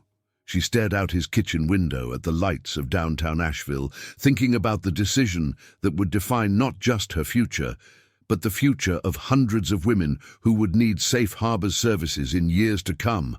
"I want to fight for both, for us and for the shelter, but I don't know if that's possible. What would fighting look like? I'd have to prove that our relationship makes the shelter stronger, not weaker. That professional partnership and personal partnership can coexist without compromising either. That the people trying to separate us are wrong about love being a weakness in leadership." Ezra moved to stand behind her, his hands settling gently on her shoulders. "That sounds exactly like the kind of fight worth having. But what if I lose? What if standing up for us means losing the funding, and the shelter has to close, and all those women have nowhere safe to go?" The weight of responsibility she'd carried alone for so many years threatened to crush her. For 6 years, every decision had been about protecting the women who depended on safe harbor. Now, she was being asked to choose between their safety and her own happiness. "What if you win?" Ezra asked quietly. "What if proving that love and leadership can coexist opens doors for other people who've been told they have to choose?" The state investigation began the following Monday. Investigator Patricia Williams interviewed every staff member, board member, and current resident about shelter operations, decision-making processes, and any concerns about leadership effectiveness. The interviews were thorough, professional, and completely terrifying for everyone involved. Ren watched her life's work being scrutinized by strangers who had no understanding of the delicate trust required to help women rebuild their lives after trauma. Every policy decision, every personnel choice, every allocation of resources was examined for evidence of compromised judgment or favoritism. The worst part was watching her residents stress about questions they didn't understand. Maria Santos approached her after her interview looking worried and confused. "Miss Ren, they kept asking about your relationship with Ezra. Whether he gets special treatment, whether you make decisions differently because of him. I told them he makes you happier, and happy leaders make better decisions." "Was that wrong?" "You told them the truth, Maria. That's never wrong." But privately, Ren wondered if the truth would be enough to satisfy people who'd already decided that professional women couldn't maintain personal relationships without compromising their effectiveness. Wednesday brought a surprise that changed everything. Dr. Patricia Wells from the National Coalition Against Domestic Violence called with an offer that made Ren's heart race with possibility and terror. "Dr. Holloway, your presentation in Dallas generated significant interest from our board of directors. We'd like to offer you the position of National Program Director, overseeing shelter operations and therapeutic approaches across 15 states. The opportunity was extraordinary. The chance to influence domestic violence prevention and recovery on a scale she'd never imagined. The salary was double what she earned at Safe Harbor. The national platform would allow her to implement her innovations in hundreds of facilities. It was everything she'd dreamed of achieving professionally. There's just one consideration, Dr. Wells continued. The position requires relocation to Washington, D.C., and significant travel. Given the scope of responsibility, our board prefers candidates who can dedicate themselves completely to the work without personal distractions. Another choice between career and relationship. Another suggestion that love made women less capable of professional excellence. When would you need an answer? 2 weeks. The position starts April 1st. After hanging up, Ren sat in her office staring at an opportunity that represented everything she'd worked toward for years, and everything that would separate her from the man who'd taught her that accepting love multiplied rather than diminished her strength. That evening, she told Ezra about the job offer over dinner at Murphy's downtown, the restaurant where they'd shared their first official date. That's incredible. Ren, National Director. You'd be able to help thousands of women across the entire Southeast. But I'd have to leave Asheville, leave Safe Harbor, leave us. We could make it work, he said immediately. Long-distance relationships are hard, but people do it all the time. And this opportunity, it's what you've earned through years of extraordinary work. Ren studied his face, looking for any sign of resentment or pressure. Instead, she found only support and genuine pride in her achievements. You really think I should take it? I think you should take whatever path feels right for the person you've become. The woman I fell in love with isn't someone who chooses safe over meaningful. She's someone who fights for what matters, even when fighting is frightening. What if what matters most to me has changed? What if the most meaningful thing in my life isn't just my work anymore? Then you figure out how to honor all the things that matter to you, instead of letting other people force you to choose between them. Friday afternoon brought the final piece of information that crystallized Ren's decision. Janet Morrison appeared in her office doorway with an expression that mixed anger and determination. I found out who filed the complaint against you, she said without preamble. It was Marcus Hartley, the handyman who'd quit after 2 weeks, claiming Ren was impossible to work for. The man who'd never understood that perfectionism stemmed from fierce protectiveness of vulnerable women, not personal rigidity. How do you know? His ex-wife called me. Apparently, Marcus has been telling people that Safe Harbor's success comes from luck, not leadership. When he heard about your relationship with Ezra, he saw an opportunity to prove that you're not as competent as everyone thinks. The vindictiveness was breathtaking, but it also clarified everything Ren needed to understand about the choice she was facing. Marcus Hartley represented everyone who believed that women couldn't be both professionally excellent and personally fulfilled.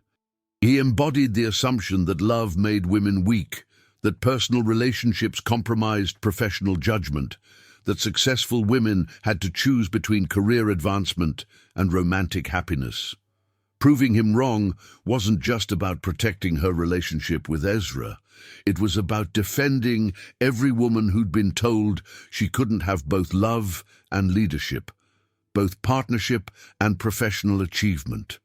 That night, Ren made the decision that would define her future. She was going to fight for everything that mattered to her, instead of allowing small-minded people to force impossible choices. And she was going to win. The state investigator's final interview was scheduled for Friday afternoon, Ren's opportunity to address all concerns and present her perspective on Safe Harbor's operations and leadership effectiveness. She spent Thursday evening preparing with the thoroughness that had made her the most successful shelter director in North Carolina.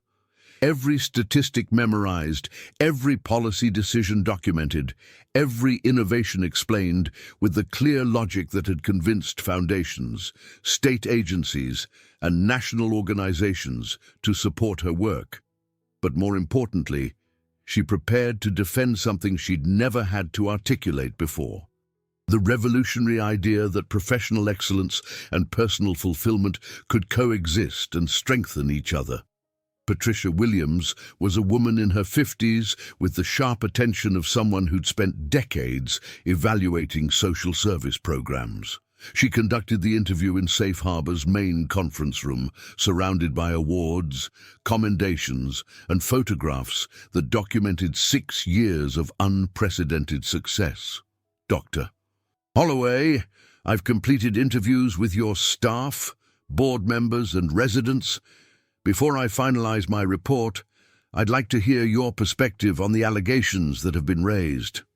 Ren sat across from the investigator with the composed confidence that had carried her through graduate school, job interviews, funding presentations, and congressional testimony about domestic violence policy. I'm happy to address any concerns, Mrs. Williams. Let's start with the primary allegation that your romantic relationship with facilities manager Ezra Campbell has compromised your professional judgment and created conflicts of interest that affect resident safety. Ren took a measured breath and delivered the response she'd been rehearsing for 2 weeks. Ms. Williams, in the 18 months since Mr. Campbell joined our staff, Safe Harbor's success rate has increased from 89 to 91%. Our resident satisfaction scores have reached all-time highs. We've expanded services, improved facilities, and received national recognition for innovative programming. She opened the folder of documentation she'd prepared. During this same period, we've had 0 safety incidents, 0 financial irregularities, and 0 complaints from residents about treatment or services.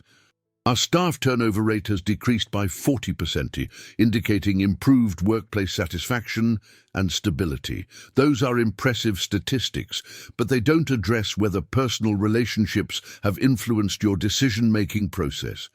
You're absolutely right. And I can provide specific examples of how my relationship with Mr. Campbell has enhanced rather than compromised my leadership effectiveness. Ren pulled out a timeline she'd created showing major decisions and their outcomes. Last October, when the storm damaged our roof, Mr. Campbell and I coordinated emergency response that protected 18 residents from harm. Our ability to work together seamlessly during crisis management directly contributed to everyone's safety. When the Henderson Foundation questioned funding based on outdated heating systems, Mr. Campbell's expertise helped us identify energy-efficient solutions that reduced operating costs by 15% annually. My willingness to incorporate his professional recommendations improved our fiscal responsibility. During my presentation at the National Coalition Conference in December, Mr. Campbell provided personal support that allowed me to deliver my best professional work. The result was 17 consultation requests that will help improve services for women across the Southeast. Miss Williams made careful notes as Ren continued. The allegation suggests that love makes women weak leaders. My experience proves exactly the opposite. Having a partner who understands my mission, supports my goals, and contributes to our shared work has made me a more effective director, not a less effective one. What would you say to critics who argue that romantic relationships in the workplace create inappropriate power dynamics? I'd say they're absolutely correct when those relationships involve unequal power, lack of professional boundaries, or personal interests that conflict with organizational mission. None of those factors apply to my situation with Mr. Campbell.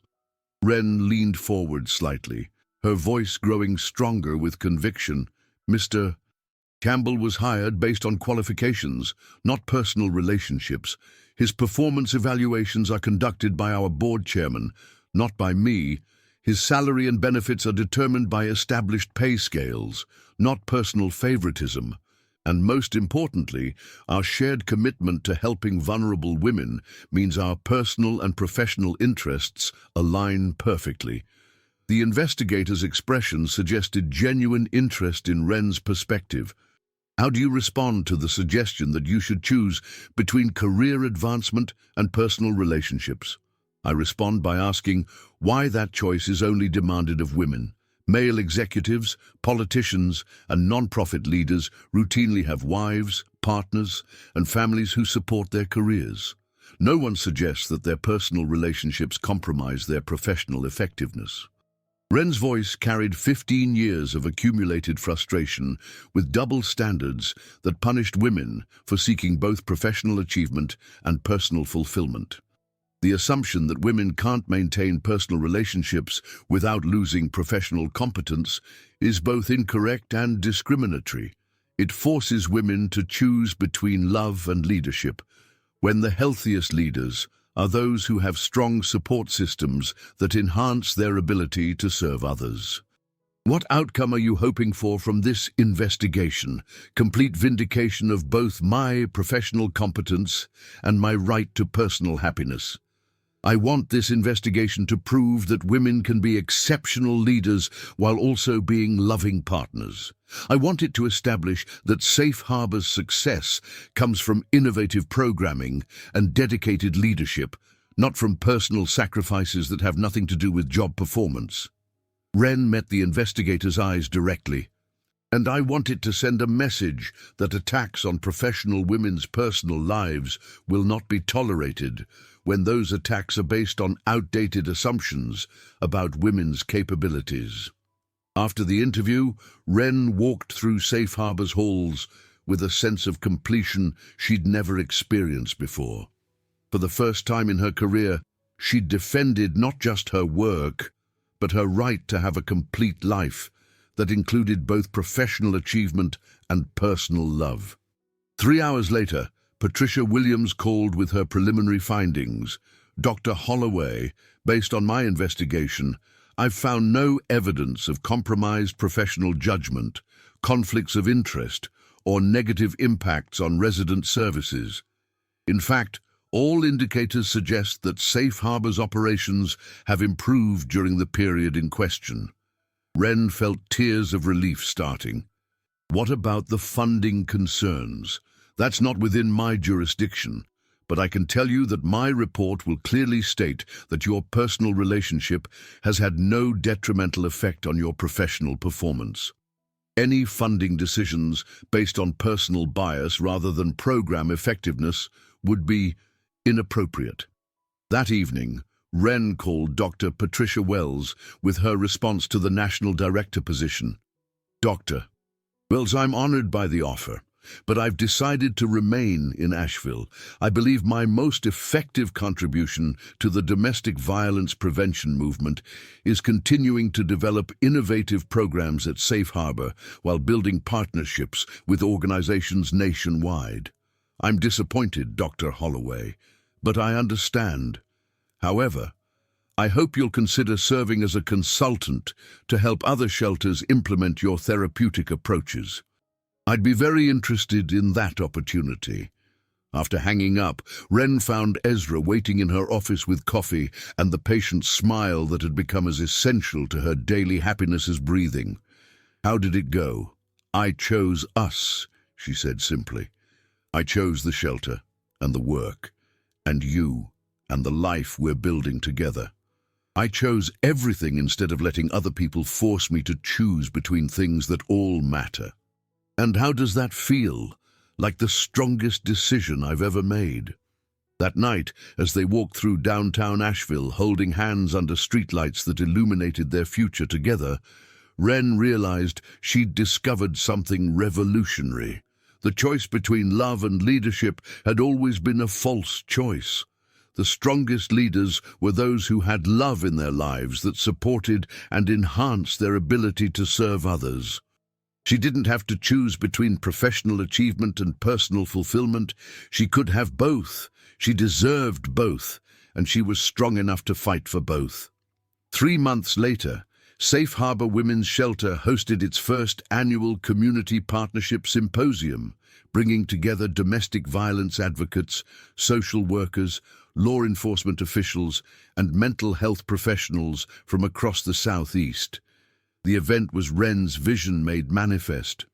A collaborative approach to preventing domestic violence that combined innovative therapeutic programs with community-wide support systems.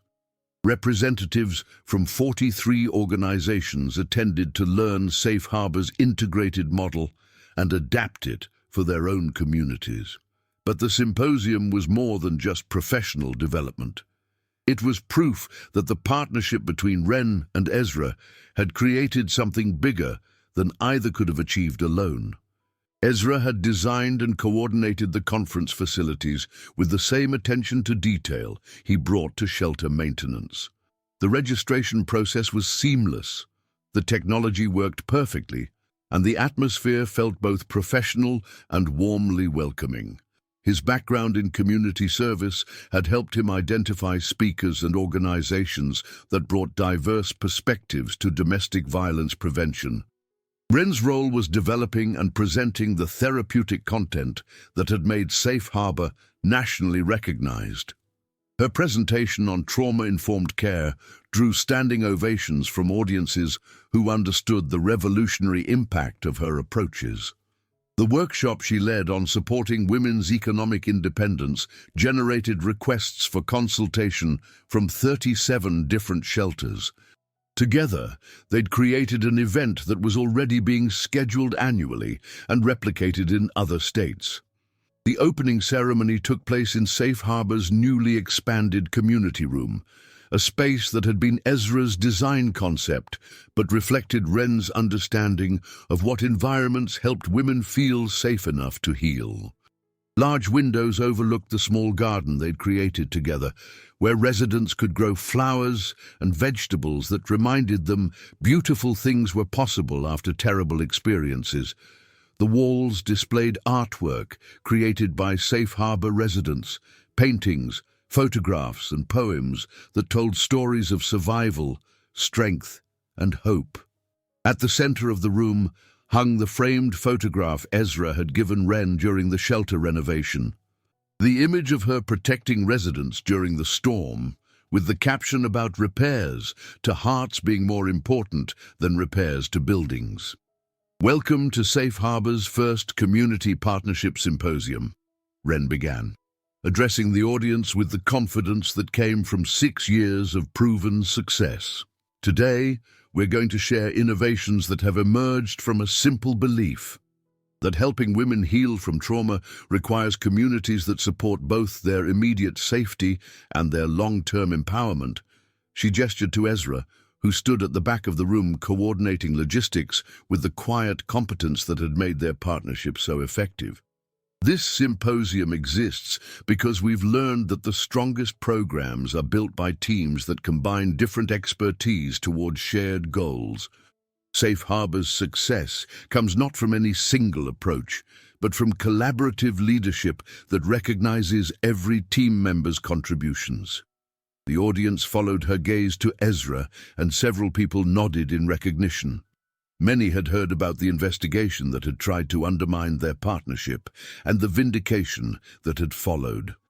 Over the next 2 days, Ren presented research findings that were being reviewed for publication in the Journal of Trauma Recovery. Her data showed that shelters with collaborative leadership models achieved significantly higher success rates than those with traditional hierarchical structures. The breakthrough finding was that women recovered more effectively in environments where they witnessed healthy partnerships between the staff members who served them. Seeing functional relationships between men and women who treated each other with respect and equality helped residents believe that healthy relationships were possible for them too.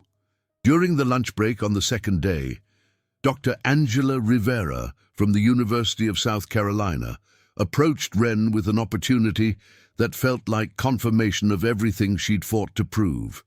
"Dr.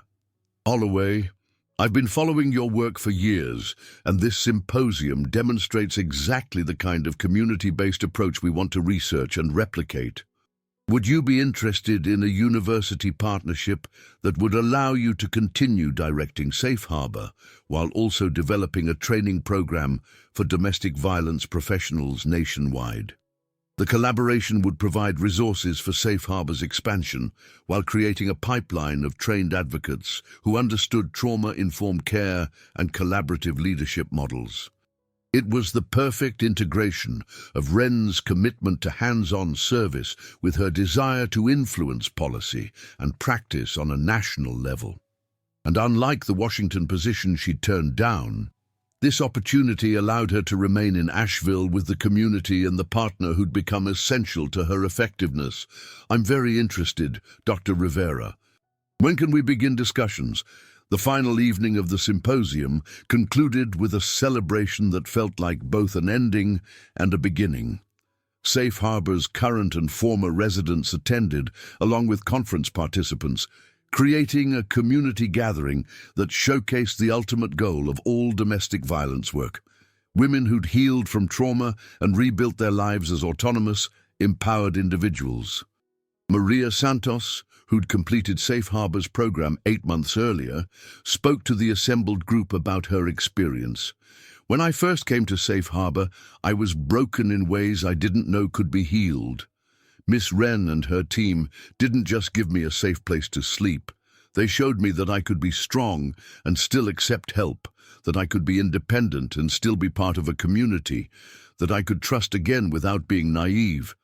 Maria's voice grew stronger as she continued, but the most important thing I learned was from watching Miss Ren and Ezra work together.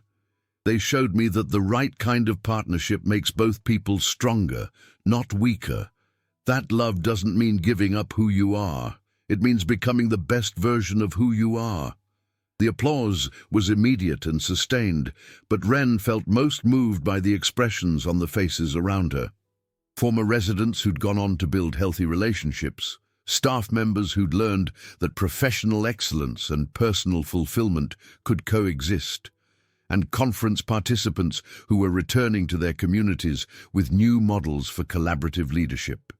As the evening wound down, Ren and Ezra stood together on Safe Harbor's front porch, watching cars pull away, carrying people who would implement innovative approaches to domestic violence prevention across the Southeast.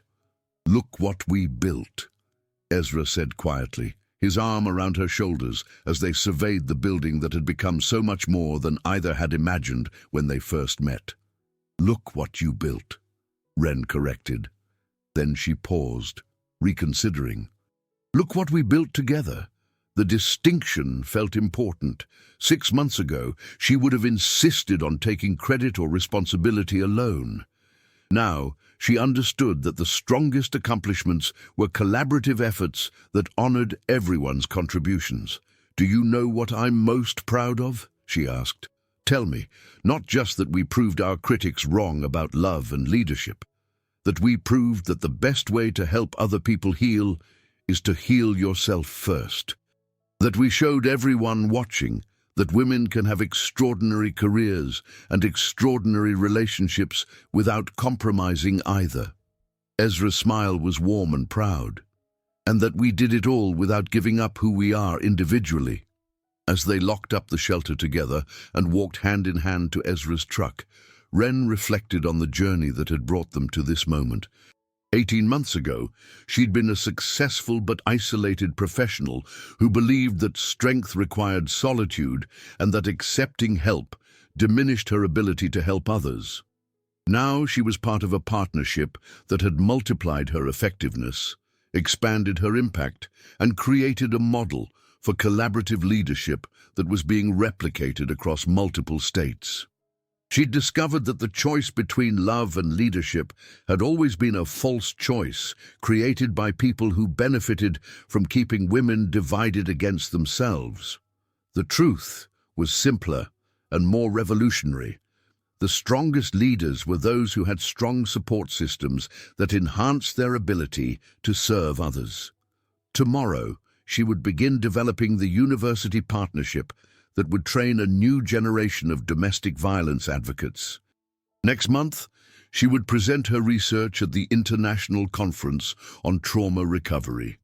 Next year, she would publish findings that could influence policy and practice worldwide. And through all of it, She would be supported by a partner who understood that her strength came not from independence, but from choosing the right people to be interdependent with. As they drove through downtown Asheville toward home, Ren realized she'd finally learned the lesson that had taken her 15 years to understand. The point of survival wasn't just to endure, it was to build something beautiful from what you'd survived. And they had together, 2 years later, on a crisp October morning that painted the Blue Ridge Mountains in shades of gold and crimson, Ren Campbell stood in Safe Harbor's newest addition, a state-of-the-art childcare center that would serve as the crown jewel of their expanded campus. Campbell. The name still made her smile every time she heard it. Even 8 months after their wedding ceremony in Safe Harbor's garden, surrounded by current and former residents who'd insisted on creating the most beautiful celebration Asheville had ever seen. The childcare center represented everything she and Ezra had learned about building dreams together. The facility was Ezra's architectural vision, large windows that filled every room with natural light, play areas designed to encourage both independence and cooperation, quiet corners where children could process emotions safely. But the programming was purely Ren's innovation. Trauma-informed childcare that helped children heal while their mothers focused on rebuilding their lives. This morning's ribbon-cutting ceremony would officially open the center to serve 40 children, but more importantly, it would demonstrate to the delegation of international visitors that Safe Harbor's collaborative model could be successfully replicated anywhere in the world. Representatives from shelters in Canada, the United Kingdom, Australia, and Sweden had traveled to Asheville to observe their integrated approach to domestic violence recovery. The university partnership Ren had developed with Dr. Angela Rivera had generated research findings that were influencing policy discussions in 12 countries. But the moment that mattered most to Ren was happening in 30 minutes, when she would announce to their community of supporters the news that would complete their vision for the future. Ezra appeared in the doorway of what would become the infant care room, carrying a clipboard and wearing the satisfied expression that meant every detail was perfectly prepared. After 2 years of marriage, she could read his moods as easily as her own. Everything ready for the ceremony, every last detail, he confirmed, crossing the room to stand beside her at the large window that overlooked the shelter's main building. Hard to believe we broke ground on this place just 18 months ago. Ren leaned into his steady warmth, marveling at how natural it had become to share both her burdens and her joys with someone who understood both her professional mission and her personal dreams. Hard to believe how much has changed since that first Christmas Eve when I stood in the rain buying presents for ghosts. You weren't buying presents for ghosts, Ezra corrected gently. You were honoring people who loved you. There's a difference. The distinction had taken her months to fully understand, but now she could see her family's memory clearly, not as a source of guilt and isolation, but as a foundation of love that supported everything she'd built since losing them. Through the window, she could see the crowd gathering for the ceremony. Maria Santos had returned from her job as a social worker in Charlotte, bringing her children Luis and Sophia, who were now thriving 8-year-old and 6-year-old ambassadors for the possibility of healing after trauma. Jennifer Walsh had driven down from Virginia, where she was completing her master's degree in counseling psychology. Mrs. Johnson had brought her new husband, a gentleman who'd proven that not all relationships involved fear and control. But it was the larger delegation that filled Ren with the deepest satisfaction. Dr. Patricia Wells from the National Coalition, along with representatives from 43 shelters across North America, had come to see how collaborative leadership and trauma-informed programming could transform entire communities' approaches to domestic violence prevention. Their work was no longer contained within Asheville's city limits. The model they'd developed was being implemented in cities from Portland to Miami, from rural Montana to urban Philadelphia. University research programs in 7 states were studying their outcomes. The National Institute of Mental Health had awarded them a 3-year grant to train domestic violence professionals nationwide. Ren had achieved the national influence she'd dreamed of, but without sacrificing the hands-on work that remained her deepest passion. 3 mornings each week, she still conducted therapy sessions with Safe Harbor residents. 2 afternoons each week, she taught graduate courses at the University of South Carolina's satellite campus in Asheville. The remaining time was devoted to research, writing, and consultation work that was influencing policy at the federal level. The integration of local service and national impact had been possible because of the partnership that multiplied her effectiveness rather than dividing her attention. "Ready for your big announcement?" Ezra asked, his hand settling protectively over her still flat stomach. More than ready. At exactly 10 o'clock, Ren stepped to the podium that had been set up in the childcare center's main playroom. The audience included everyone who'd been part of Safe Harbor's journey. Residents past and present, board members, staff, volunteers, university colleagues, and the international delegation that represented the global scope of their influence. Good morning, and welcome to the official opening of Safe Harbor's Family Support Center. Today marks not just the completion of a building, but the realization of a vision that began with a simple belief: that healing happens best in communities where everyone's dignity and potential are recognized and nurtured. She gestured to Ezra, who stood at the back of the room with the quiet pride that had sustained her through every challenge of the past 3 years. This center exists because we've learned that collaborative leadership creates better outcomes than individual effort. Every innovation you'll see today emerged from partnership between different expertise working toward shared goals. The audience followed her gaze to the features that made this childcare center revolutionary. Art therapy rooms, where children could express trauma through creative activities. Sensory regulation spaces, where overwhelmed children could find calm. A teaching kitchen, where older children could learn life skills while their mothers attended job training or therapy sessions. But our greatest discovery has been that the most effective way to help women believe in their capacity for healthy relationships is to show them healthy relationships in action. Children who grow up witnessing respectful partnerships between the adults who care for them learn that love enhances strength rather than diminishing it. Polite applause rippled through the audience, but Ren knew the real impact would be measured in years to come, when the children served by this center grew up to create their own healthy relationships. Today, we're also announcing the next phase of Safe Harbor's evolution, she continued, feeling her heart race with anticipation for the words she was about to speak publicly for the first time. The University of South Carolina has invited us to establish the Campbell Institute for Collaborative Leadership in Domestic Violence Prevention. This institute will train advocates, conduct research, and develop policy recommendations that support both the immediate safety needs and long-term empowerment goals of domestic violence survivors. The audience's response was immediate and enthusiastic, but Ren barely heard it. She was focused on Ezra's expression, the joy and pride that told her he understood the full significance of what they'd accomplished together. The Institute will be funded by a $10 million grant from the Morrison Foundation, which recognizes our approach as a model for community-based social change that can be replicated anywhere in the world. As the applause continued, Ren felt the moment arriving when she would share the news that would complete their vision for the future. Finally, Ezra and I have a personal announcement that we're excited to share with the community that has supported us so generously.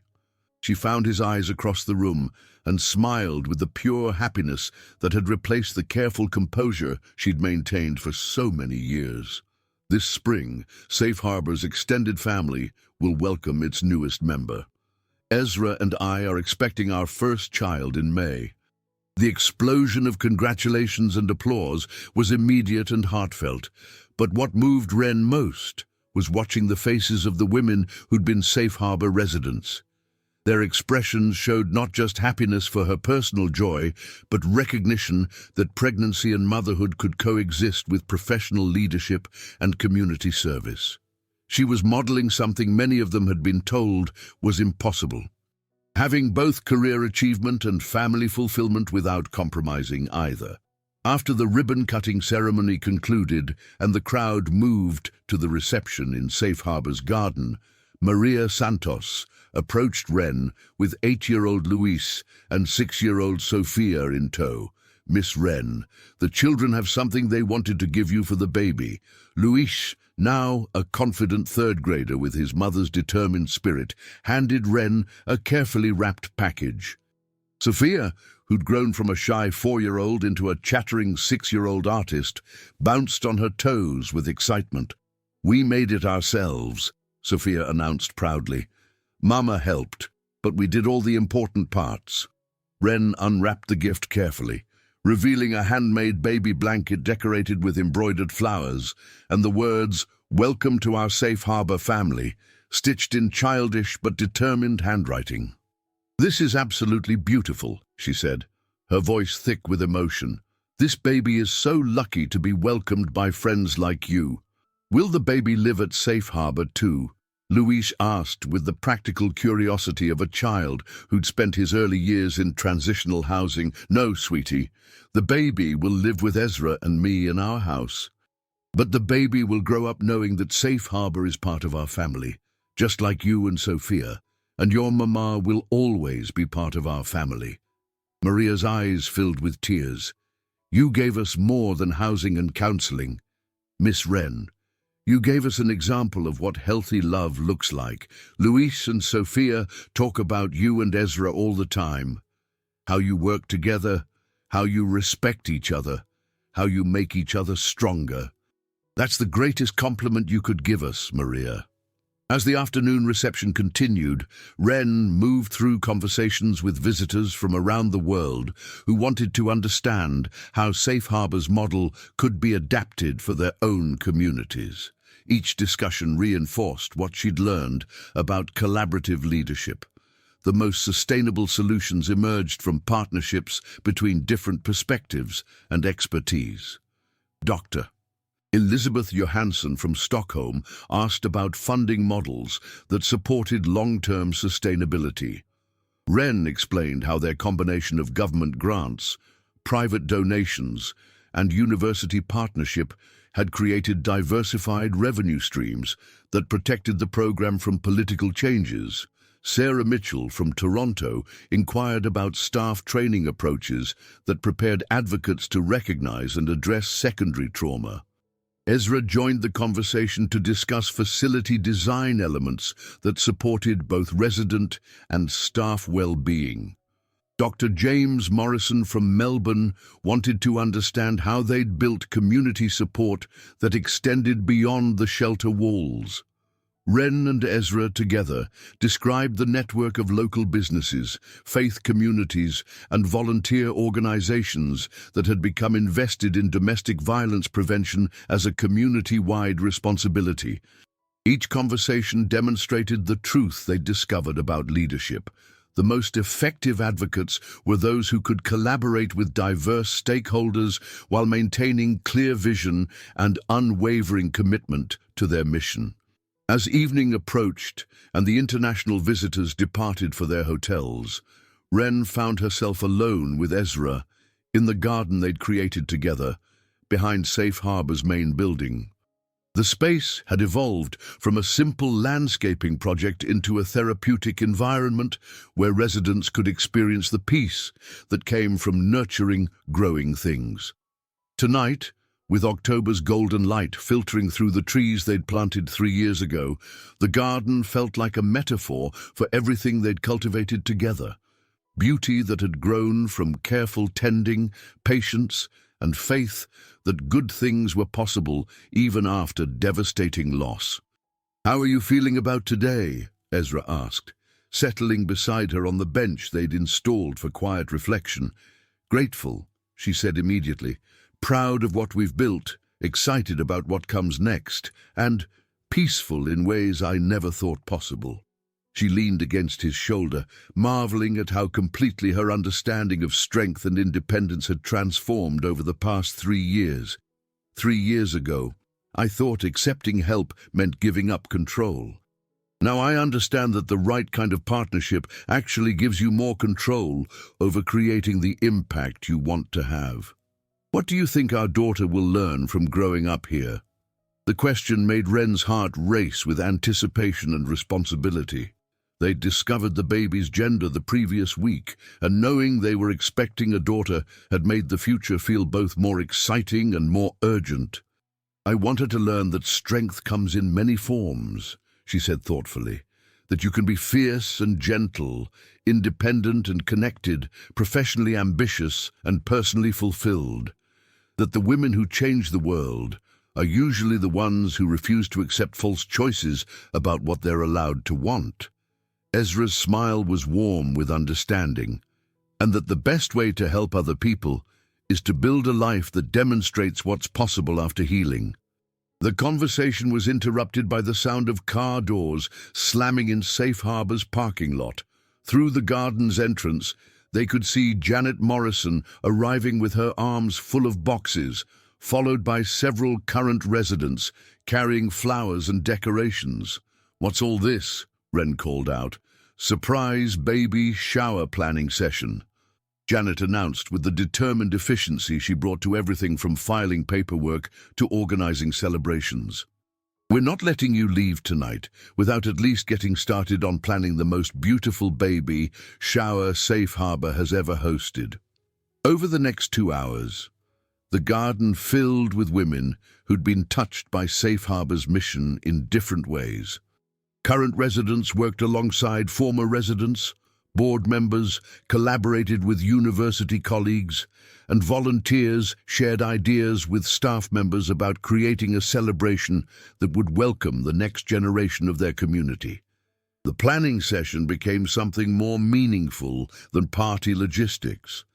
It became a demonstration of the extended family that Safe Harbor had created around the principle that healing happened best in communities where everyone's contributions were valued.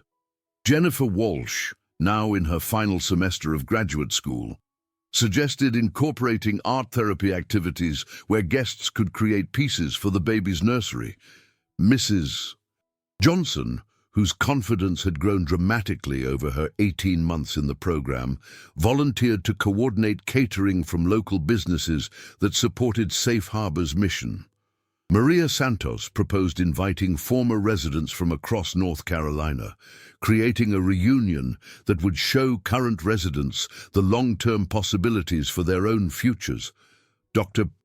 Rivera suggested combining the baby shower with a research symposium about intergenerational trauma recovery, demonstrating how personal celebrations could advance professional understanding. Each suggestion reflected the collaborative approach that had made Safe Harbor more effective than traditional shelter models. Rather than creating rigid boundaries between personal and professional life, they'd learned to integrate both in ways that enhanced their mission while supporting everyone's individual growth. As the evening wound down and the planning session concluded with concrete assignments and a date set for December 15th, Ren felt overwhelmed by the generosity and creativity of the community they'd built together. "This is what I want our daughter to grow up understanding," she told Ezra as they walked hand in hand to his truck. "That the strongest families are the ones you choose, not just the ones you're born into.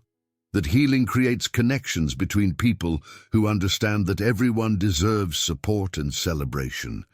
The drive home took them through downtown Asheville, past Murphy's Deli, where they'd shared countless lunches, past the community center where they'd coordinated emergency housing during the storm, past the church where they'd been married, surrounded by everyone who'd witnessed their journey from professional colleagues to life partners. At each familiar landmark, Ren found herself remembering specific moments that had shaped their relationship. The first time he'd brought her coffee, the night they'd worked together to protect residents from storm damage, the moment she'd chosen to fight for both her career and their love rather than accepting the false choice others had tried to impose. Their house, a restored craftsman bungalow they'd bought together 6 months after their wedding, sat nestled in a neighborhood of young families and established professionals who'd welcomed them with the warmth that characterized Asheville's sense of community.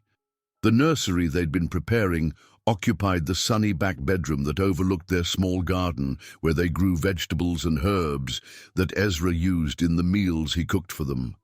The room was painted in soft yellow with white trim, decorated with artwork created by Safe Harbor residents who'd wanted to contribute to welcoming the baby who would grow up knowing that community service was a family tradition. As they prepared for bed, Ren found herself thinking about the letter she'd been writing to their unborn daughter, a tradition she'd started when they'd first learned about the pregnancy. "What are you writing tonight?" Ezra asked, settling beside her with the book on sustainable architecture he'd been reading while she worked on her correspondence. About today, about the center opening and the international visitors and the way our community rallied around planning the baby shower. About how I want her to understand that the most important thing we can teach her is that she has choices our generation wasn't told were possible. She looked up from her journal to meet his eyes. "I want her to know that she can be anything she wants to be. Scientist, artist, teacher, entrepreneur, mother, leader, or all of those things together. That she doesn't have to choose between professional achievement and personal fulfillment. That the strongest women are the ones who build lives that honor all parts of who they are. What else do you want her to know? That love multiplies strength instead of dividing it. That asking for help is a sign of wisdom, not weakness. That the best way to honor the people who came before us is to build something beautiful from whatever they taught us about resilience and hope." Ren paused, thinking about the journey that had brought them to this moment of complete contentment and anticipation for the future. And that sometimes the most revolutionary thing you can do is refuse to accept limitations that other people try to impose on your dreams. As they turned off the lights and settled into sleep, Ren felt the deep satisfaction that came from a life lived in alignment with her values. Tomorrow would bring new challenges and opportunities, residents who needed support, research projects that required attention, speaking engagements that could influence policy, and the daily work of building a marriage that demonstrated healthy partnership to everyone who observed it. But tonight, surrounded by the peace of a home they'd created together and anticipating the arrival of a daughter who would grow up knowing that love enhanced rather than limited her possibilities, Ren Campbell felt complete in ways she'd never imagined possible. She'd spent 15 years believing that survival meant solitude, that strength required independence, that helping others meant sacrificing her own needs. Now she understood that survival was just the beginning of what was possible, that strength could be shared and multiplied, that the most effective way to help others was to model what healing looked like in practice. She'd built a life that honored her family's memory while creating space for new love. She'd achieved professional recognition while maintaining hands-on service to vulnerable women. She'd developed a partnership that enhanced her individual capabilities while preserving her autonomy and identity. Most importantly, she learned that the choice between love and leadership had always been a false choice created by people who benefited from keeping women divided against themselves. The truth was simpler and more revolutionary.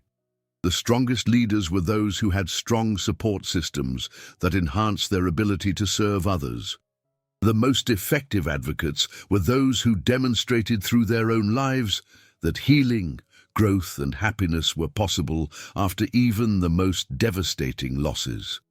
As sleep approached, Ren's final thought was a prayer of gratitude for the journey that had brought her to this moment of complete peace. Tomorrow, she would continue the work of helping women rebuild their lives after trauma. But tonight, she would rest in the knowledge that she'd successfully rebuilt her own life in ways that proved beautiful things were possible after terrible things happened. She'd become the woman her family would have wanted her to become. Strong and compassionate, independent and connected, professionally accomplished and personally fulfilled.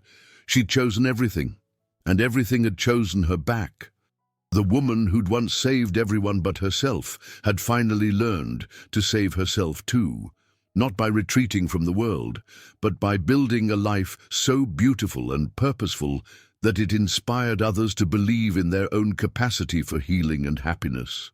Outside, snow began falling gently on Asheville, the first snow of the season, blessing the mountain city with the kind of winter magic that promised beautiful things ahead.